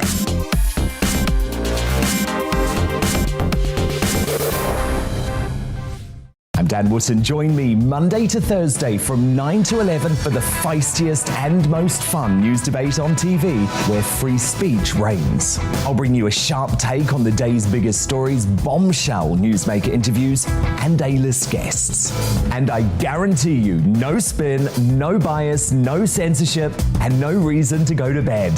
That's Dan Wootton tonight, Monday to Thursdays from 9 on GB News. Hello there, I'm Eamon Holmes. And I'm Isabel Webster. And we hope you can join us for Breakfast with Eamon and Isabel. You make me laugh out loud, belly laugh. Is that important first thing in the morning? Yeah, absolutely. And there's me trying to be deadly serious. News is a serious business. Yeah, I have to rein you in sometimes. Well, it doesn't stop us laughing at it. It doesn't stop us having an opinion on what's going on. Yeah. And it certainly will not stop us reflecting what you think. Weekdays from 6 to 9:30 on GB News.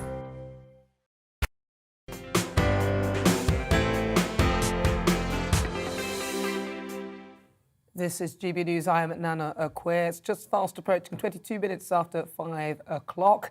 It's time now for our Great British Debate this hour. The deputy leader of the Labour Party, Angela Rayner, took to Twitter this week to address criticism that she's faced for the way she speaks. In the post, she says, "I've been on the media this morning, so my accent and grammar are being critiqued.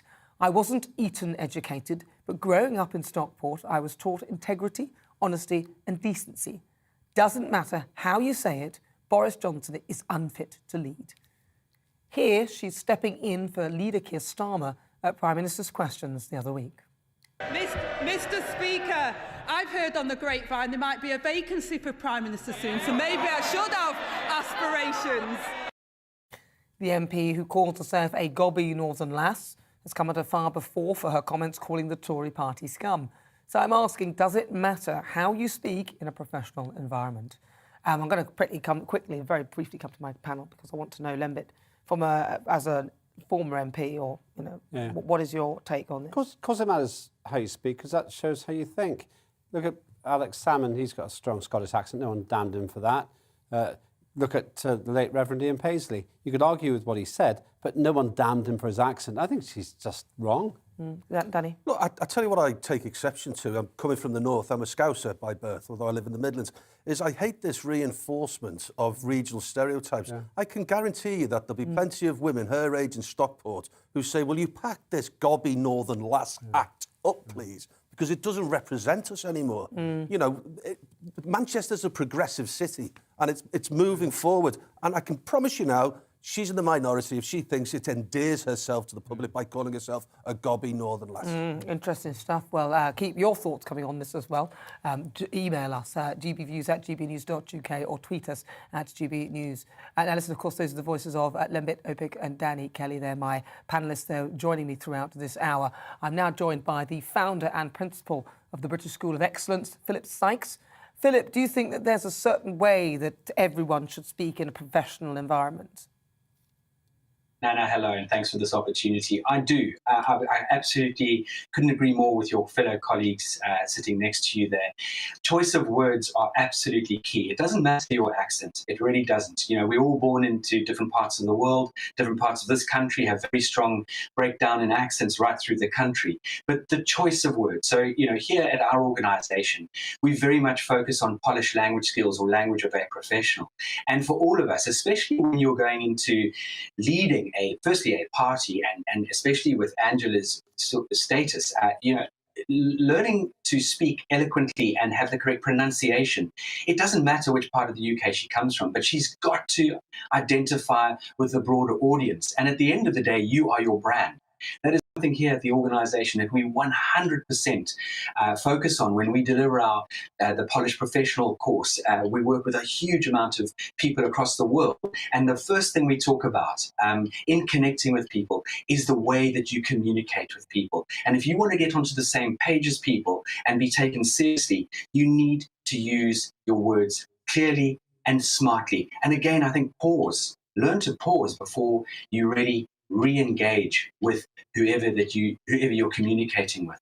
I mean, did you hear her comments before? She said, so she had called her description, so she called the Conservatives, she described them as homophobic, racist, misogynistic scum, which is there. And then she said, we cannot get any worse than a bunch of scum, homophobic, racist, misogynistic, absolute vile, banana republic, vile, nasty, Etonian piece of scum.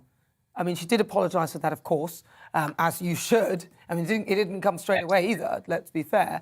But in your, from what you've said, what would you take away from those words? Well, firstly, in life, when we speak, we give life to our words. You can't take those words back. So it's obviously what she feels and what she thinks. And she's trying to put down the opposition.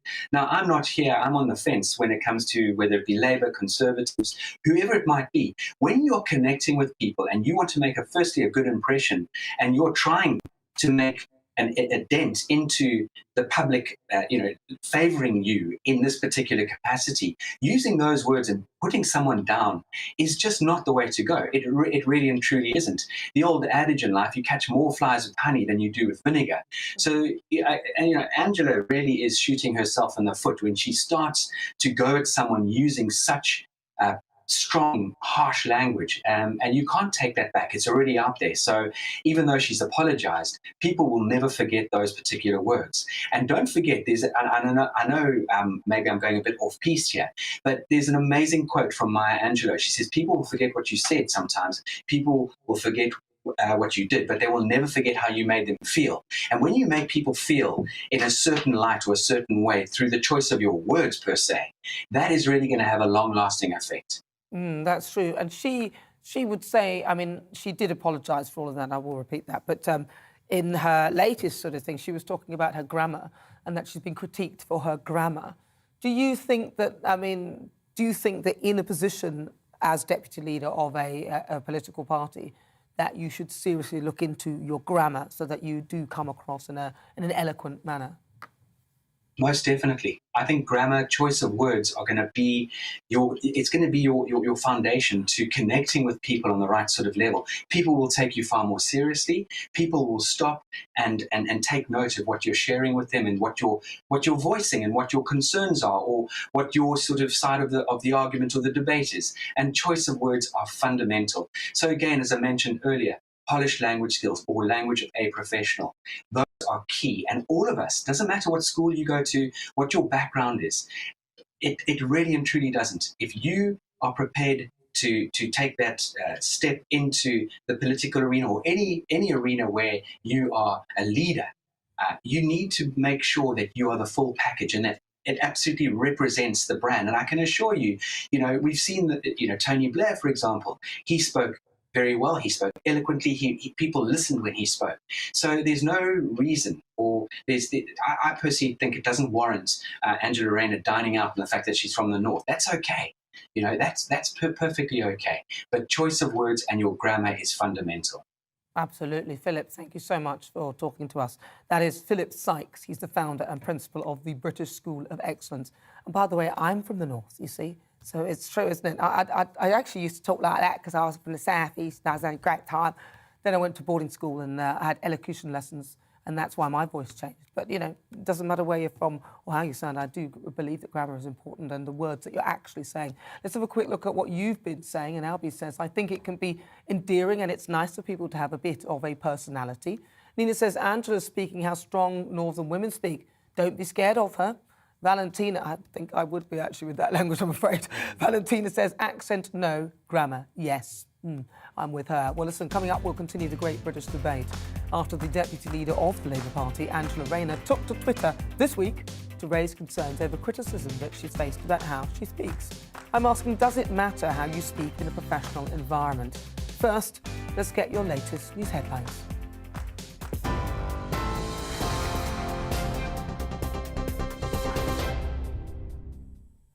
I'm Polly Middlehurst in the GB newsroom. At the top story today, Novak Djokovic has been deported from Australia after losing his visa battle. The tennis star said he was extremely disappointed after the unanimous federal court decision. It means the world number one won't be defending his Australian Open title. Here, the Prime Minister's reportedly planning a reshuffle of his cabinet as he fights back over the Downing Street party allegations. It comes as a growing number of Conservative MPs call for his resignation. The Sunday Times newspaper reports Boris Johnson's also devising a policy announcement blitz, including the potential lifting of remaining coronavirus restrictions in England. Joe Biden, the President of the United States, has called the Texas synagogue incident an act of terror. The US President has said there's not sufficient information on why the gunman targeted that synagogue. The suspect was shot dead by a SWAT team after a 10-hour standoff. No hostages were injured. The UK Foreign Office has confirmed the attacker was British. A Russian invasion of Ukraine is imminent and inevitable. That's according to the chair of the Defence Committee. Conservative MP Tobias Ellwood made the claim following a cyber attack which left parts of Ukraine without heat, light or access to money. It's believed Russia has placed more than 100,000 troops along its border with Ukraine. And the Culture Secretary has indicated the BBC licence fee could be axed. Nadine Dorris tweeted that the next announcement about the BBC will be the last. The comment comes amid reports the fee is expected to be frozen for the next 2 years. The Minister also indicated she wanted to find a new funding model for the BBC after the current licence fee deal expires in 2027. On TV, online and on your radio via DAB+, this is GB News.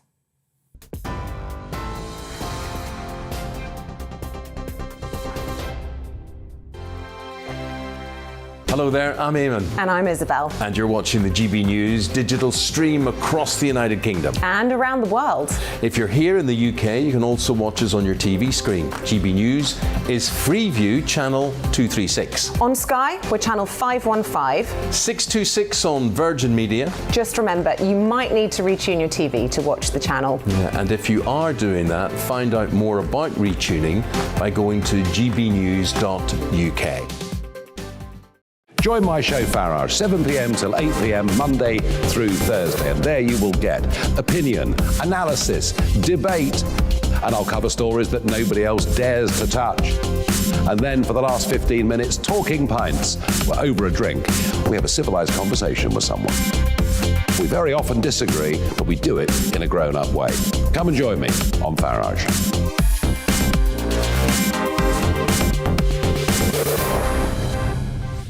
I'm Dan Wootton. Join me Monday to Thursday from 9 to 11 for the feistiest and most fun news debate on TV, where free speech reigns. I'll bring you a sharp take on the day's biggest stories, bombshell newsmaker interviews, and A-list guests.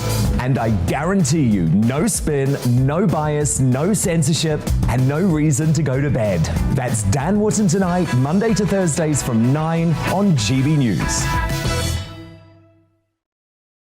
Hello there, I'm Eamon Holmes. And I'm Isabel Webster. And we hope you can join us for Breakfast with Eamon and Isabel. You make me laugh out loud, belly laugh. Is that important first thing in the morning? Yeah, absolutely. And there's me trying to be deadly serious.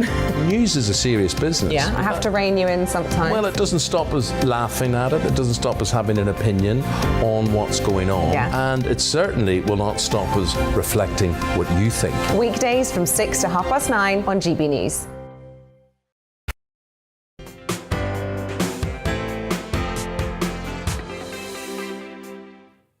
This is GB News on TV and on digital radio. I'm Nana Akua. It's just coming up to 34 minutes after 5. Let's get back to the Great British Debate. I'm asking, does it matter how you speak in a professional environment?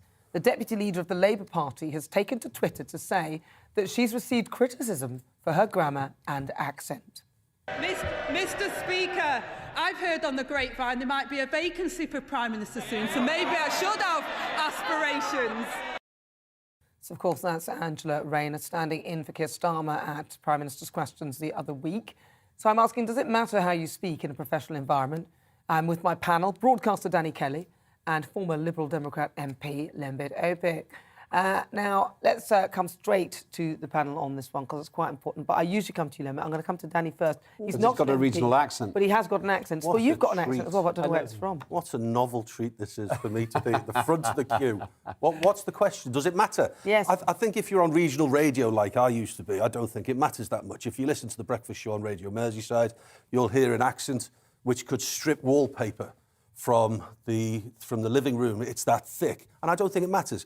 Going back to Angela Rayner, because she's the conversation point here, it was really interesting to hear what the experts said, because she can't reverse those words. She can't remove those words. It's all very well apologising for calling Tories scum and misogynist or whatever. Awful. But she hasn't changed her mind about how she feels. All she's done is apologise for the offence. She still feels that way. And now she's a target, understandably a target now for what comes out of her gob. And I go back to my earlier point. It does no favours for this regional reinforcement of negative stereotypes, in my view, to say I'm a gobby northern lass. Northern lasses or northern women are no stronger than women from Essex or Cornwall or Newcastle or Birmingham and the Black Country. But I'm also a gobby northern lass as well. I was born in Newcastle. Yeah, but the north. But what I'm saying is, I don't deliver my words in that manner. But my point is, your region has nothing to do with the strength of your personality. Well, that's the point I'm making as well, because I'm saying that I'm exactly the same as her in terms of being northern. I'm also gobby, but I'm not what she is creating as that stereotype. I think that's could be part though. of it. But but what I'm saying is, if that's the stereotype that she believes, which makes it acceptable for her to be in that manner, well, I'm also from the same thing. I'm also a gobby northern lass, and I don't identify. Yeah, but I don't identify with the stereotype. You're classier. I don't identify with the stereotype. All three of us have distinctive accents. You don't hear it yourself. You don't tend to hear it yourself, but I know I've got a Northern Ireland in my accent. You've got a distinctive accent, but so have you. It's not a bad accent. She's trying to justify bad grammar and bad commentary on the basis of what you've just said, ethnicity, basically. Yeah. Now, I don't accept that. I think, you asked me before, does it matter? It really matters that you can think clearly, and the way you talk, the way you form your phrases does indicate the clarity of thought that you have. Yeah. And she's way off being like this. I mentioned the Reverend Ian Paisley earlier on. People had very strong views about him. He had a very, very thick Northern Ireland accent. But no one said, well, I don't respect him because of how he talks or how he expresses himself, because he expressed his positions really clearly. But she's hiding, and I think that's unacceptable. I listen to her sometimes and it grates, not because of her ideology, but because she just can't form her phrases very clearly. But she's hiding behind her accent, or as if there's some kind of racism towards her because she's from the north of England. I don't buy it. Absolutely way off being way wrong. Like one of my friends was telling me that they love this person who presents a radio show, but they just can't stand the way that he goes, instead of 3, he goes 3. And for everything, he says a foot instead of a th. And so for her, that was very off-putting, and she created a picture of him from hearing that kind of, you know, the way he was talking. And it is a mistake for her to not acknowledge as well in terms of judgment, because it looks like a very poor judgment to be using those words as a deputy leader of any Simple party. answer, simple phrase. Whatever your accent doesn't change the rules of the English language. So just forget that one. Oh, not unless, of course, you say that you have a gender pronoun, so you call yourself them when it does not grammatically correct in the speech. Whole different debate. There are also, in my opinion, it's completely subjective, but there are also some ugly accents. Like, for example, some people think that the Scouse accent, particularly the modern Scouse accent, because how the Beatles spoke in the 1960s is different to how Scousers speak now. A lot of people think that's an ugly accent, and I can sympathise with that point of view. People think a Lancashire accent is warm. Some people think a Geordie accent is warm. But as far as grammar is concerned, I think that if grammatically you're inept, and you are then more likely to use sort of like bulldozer type words in order to make up for your inability, because maybe intellectually you're lacking somehow. So you're going to call people misogynists, you're going to call people racist, you're going to call people bigots because scum, because you can't articulate in any other way. That's not a good thing. Well, listen, I'm joined by the founder and principal of the British School of Excellence. Philip Sykes spoke to us earlier about that. But now let's go to our GB voice and let's see what they've been saying. So, who's this? What's your name? Welcome. My name's Gareth Wyn-Jones. I'm a farmer from North Wales. I'm pnawn da. A diolch yn fawr iawn am y cyfle I ddod ar y rhaglen. Thank you very much for the opportunity.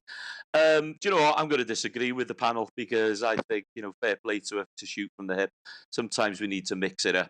We need to get people, you know, speaking honestly about what they think, even if you don't agree with what she said.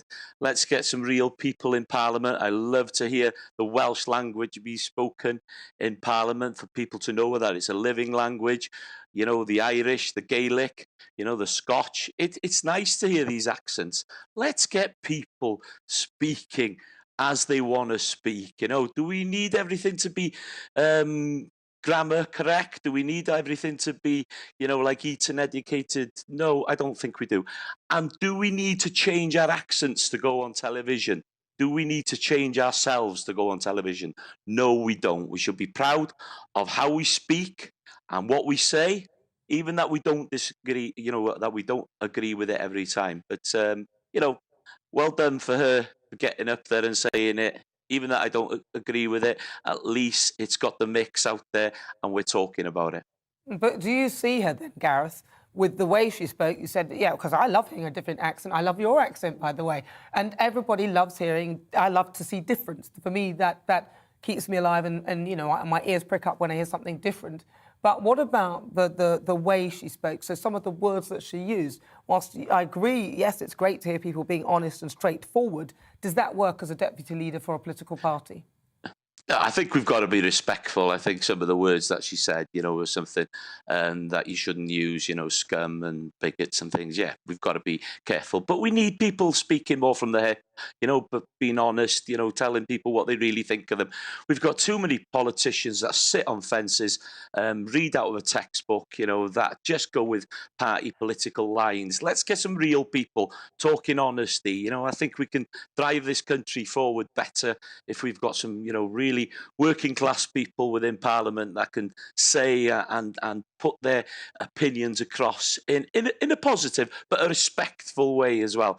And the last thing I want to see is for people to lose themselves, lose their accents, you know, so they can go on television, or to change the way that they speak. You know, it shouldn't be. You should be proud of where you come from, how you speak, and get it out there.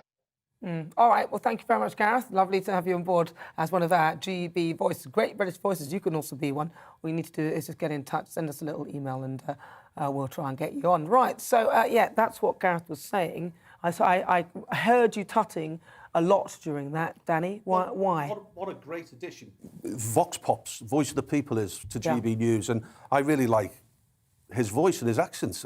I was tutting about the suggestion that people on television and radio are having to change their accents in order to get a gig, I wish I could ask him, can you name me one, please, Gareth? Because I certainly haven't come across. I was a Scouser broadcasting in Birmingham, and no one said, can you rein in your Scousness, please? You know, people live, particularly Birmingham. I'll use Birmingham as an example. Birmingham's an incredibly diverse city, and they don't care where you come from. It's the content of what comes out of your gob that is more important to them. And I don't know anyone, maybe Gareth does know people on the telly who's had to rein down their accent, but I don't know anyone. Well, even he said that the choice of words he wouldn't use either. So he said, acknowledge that that's not, it doesn't work, does it? There are three elements here. There's accent, there's grammar, there's content. I really don't think we live in a society where accent on television is a big problem. No. Maybe a few people will pick out on that, but they'll have their own agendas. By and large, it doesn't make a difference. Grammar is important because if you don't use the grammar correctly, you don't express your views correctly. She said should have, I think, in the clip that you were playing. It should have. Whether you come from the north of England, Scotland, Northern Ireland or anywhere else, she's just grammatically wrong. And that tends to undermine you to an extent in the Premier League of politics. And then there's thirdly the content. And even our farmer friend there said that he found some of that unacceptable. It seems to me Angela's trying to mix the three things up, and that doesn't help. I just want to defend Angela Rayner here because she was grammatically incorrect. She said could have instead of could have. Something like that. Yeah, but that's easily done. I probably have misspoken about 10 times. You do it a lot, actually. Yeah, I'm sure. And he had the nerve the other week to pull me up on something. I thought, listen, where do we begin with you? No, I'm joking. No, I don't think I'd do it a hell of a lot, but I'm sure I'm guilty of it. And you mustn't forget, Len, but she was standing in for Keir Starmer, and there were 640 odd MPs, and they were paid for blood. Job. Yeah, that's no, her job. No, she's the deputy leader. Yes, so, no, I know. No, but that's the job of the deputy leader. Yes. That is her you're job. Right. I'm not going to give her any points. Yes, but no, you're right. But her job primarily is a constituent MP. Yes, and also as hang on, as deputy leader as well. I've got to correct you. Correct. To stand in when needs be. If you ask her what her primary role is, she would say she's looking after the interests of her Stockport constituents, and all of a sudden to be hoisted in front of... No. She's not a public speaker. She made the choice. Well, then she shouldn't be doing the job, Danny. When it comes down to it, if you're going to be the voice of an entire political party, you have to be able to express yourself in a way that brings credit to the party. You're and it's nothing to do with accent. Hang on. Sorry, you're telling them that he's out of touch. He is, yes, with her constituents. Her constituents don't give a damn if she misspeaks in front of Boris Johnson, But the country doesn't give a damn what her constituents are thinking about her, because she's standing there as potentially the Deputy Prime Minister. Yeah. And for that, you have to have somebody who's got good grammar, because she could express this to the whole world. She could be an international ambassador, and she's got to get her thinking right. And that's and can I just come in there? Focusing too much I want to come in there. On the scum line. No. Listen, what he's saying, and I'm afraid I am with him in many respects. Don't be afraid. Is that disagree with me? Don't worry, Danny. I'm certainly not frightened. But I agree with them on many respects that, yes, part of her role is to be able to connect with her constituents. I absolutely agree with that. But also coming with that role is the title of Deputy Leader of the Labour Party, in which case you need to be able to connect not only with your constituents, but also with people around you who are not within your region. So if you can't do that, then I think you potentially will fail at the job. There's a clue in the name of the party, Labour. These are they represent... Let me finish before you roll your eyes. I said nothing. Let me finish before you roll your eyes, Bob. They represent working-class people. They deserted them. The working class people deserted them. That's right, because Tories borrowed their vote for Brexit. They haven't deserted them. Yes, so they diverted... They deserted them for Brexit. Yes, that's what correct. they wanted, so they don't listen to them. Yeah, but the next time they won't have a need to vote Conservative. Danny. My point is that the working class... I wouldn't try and save them. I don't like what comes out of that woman's mouth one bit, but I am just asking you to be sympathetic to the context of that occasion. No. That's all I'm absolutely asking. Reject that. Here's why. The most successful Labour leader in the history of the party was Tony Blair. He had a posh accent, he had great grammar, and he expressed himself clearly. Whether you like what he said or not is irrelevant. The problem is Angela does not have the gravitas, because you would never, ever have heard Tony Blair saying would have. Can I just tell you how you contradict yourself? No, John Prescott. Sorry, I'm going to stop you. He was the deputy leader. I need to move on. So today, because I want to hear what the people at home think. So let's see. I'm asking, does it matter how you speak in a professional environment? And lots of you have been getting in touch with your views. Claire says there's a huge difference between regional accents and not speaking properly or using insulting language. Calling people scum is unacceptable, whatever accent you have. And it says accent should not matter as long as diction is clear, grammatical and not colloquial jargon, especially when speaking to a national or multinational audience. Alan says, I think if you've got a strong accent, you need to try and get rid of it if you want to progress. It can be very hard for some people to understand. Bernie says, it's not what you sound like, it's what you say. And I 100% will go with that as well, because even if she spoke in that manner and said those things in a very posh accent, that wouldn't wash with me either. Now it's time, though, for our Sunday supplements, where we look at some of the day's other headlines. And our first one is the Sunday Times. Prince Harry is seeking a judicial review over a Home Office ban on him paying for police protection in the UK. Yes, that's right, him paying for it. He said it was too dangerous to visit the country after the government department said he couldn't fund his own police security. So Danny Kelly and Lembit Opik, who's joining me, is the Prince doing the right thing by not wanting taxpayers to foot the bill? The Prince wants the taxpayers to foot the bill. No, he doesn't. So what he's saying is they're saying that they won't allow him to pay for his own security, and he's saying, but he doesn't want the taxpayer to foot the bill. Well, if he's conscious of the taxpayer having to pay for special policing, then I think he's not out of touch. I think he's in touch with public mood. I must admit, I thought it was the other way around. I thought he didn't want to spend for his own security in the UK. I thought that was the gist of the story. No, he wants to spend for it, but apparently we won't let him, is what it is. No, this is actually two things. Once again, good old Harry getting things, in my view, mixed up. He, I think, isn't being allowed to pay for police to look after him. Yeah. In other words, he's not allowed to privatise a little bit of the police to look after him. This goes back to the fact that if he was a royal, we wouldn't be having the debate. But he's made his choices, he's moved away, he's put his wife and his family decisions first. All fair enough, but he can't have it both ways. Here's an amazing thought. If they've got this much money, why don't they just have private security? That's what Danny would do if he was concerned about his security. Well, the difference... Well, no, because the difference is private security aren't allowed to carry guns, whereas the special branch are. That's the big difference, Lembit. Wait a minute. You can have gun licenses. No, you can not as a private bodyguard. You can't. That's rubbish. You can't have a gun in the UK unless you're a copper following. OK, right. That's not strictly true. Lembit said it's not true. And I'll tell you why. Because we'll check for you. Yeah, rubbish. You want to check this, but I believe that you're not right, because in Northern Ireland there were certain individuals who were allowed to carry firearms. Northern Ireland's different for their own security. But it's part of the United Kingdom. Yeah, but it's not. But when it comes down to it, Danny, London. I'm certainly willing to be corrected on this, but I still stand by this. If you're that concerned about security, let me just clarify. You should be paying for this as a private person for private security. Can I just clarify? Actually, Danny's right that nobody's allowed to carry a gun in the UK. Even if you're bodyguards or anything like that, it's just the police. Then I stand corrected.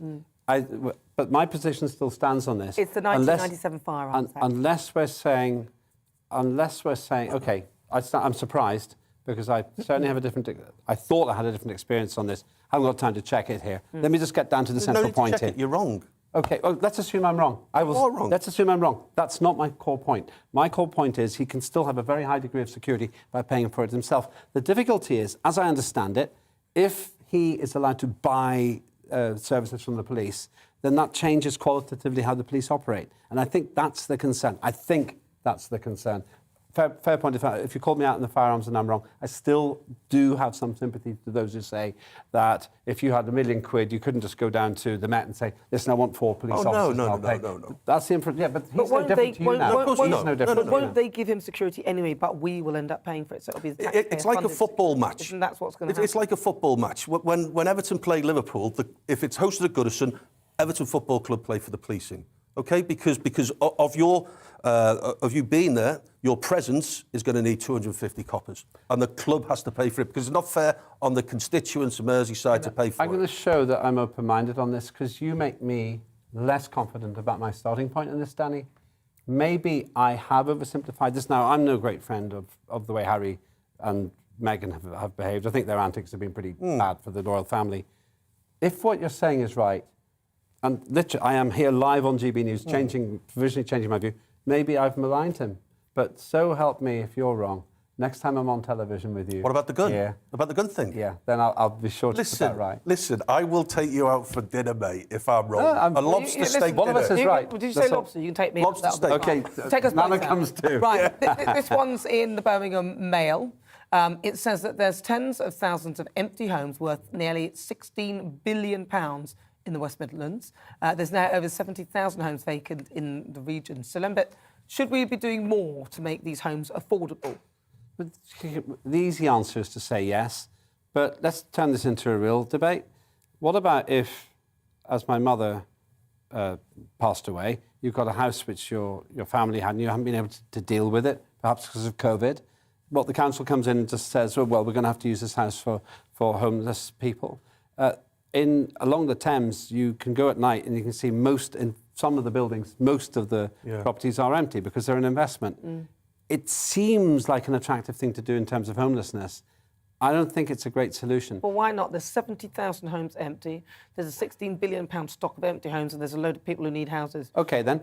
So how does it work? If one of your houses, you had a house, say, in the West Midlands, and the council says, we're going to take your house and give it to those people, how do you feel about that? Well, if it's empty and I'm not using it, I'll say, show me the dollar. But I'll No, they're not going to do that necessarily. No, Are they going to buy it from you? Well, they'd pay you to have people in there. But I think that what they've identified... As long as it's a business arrangement. If it's a business arrangement, I don't see why they don't sort of like start getting people to come forward if they've got an empty home and then offering an incentive to pay for people who... But bear in mind, the tax system is now one of the reasons this is happening, because it's far less attractive to be a landlord, because we decided that landlords were potentially raking it in and so forth. We're getting into the laws of unintended consequences with taxation here. And the reason I'm looking at this, because I find this a really challenging question. I used to be the Shadow Minister for Housing. I helped to write the Conservative Party policy for this, would you believe?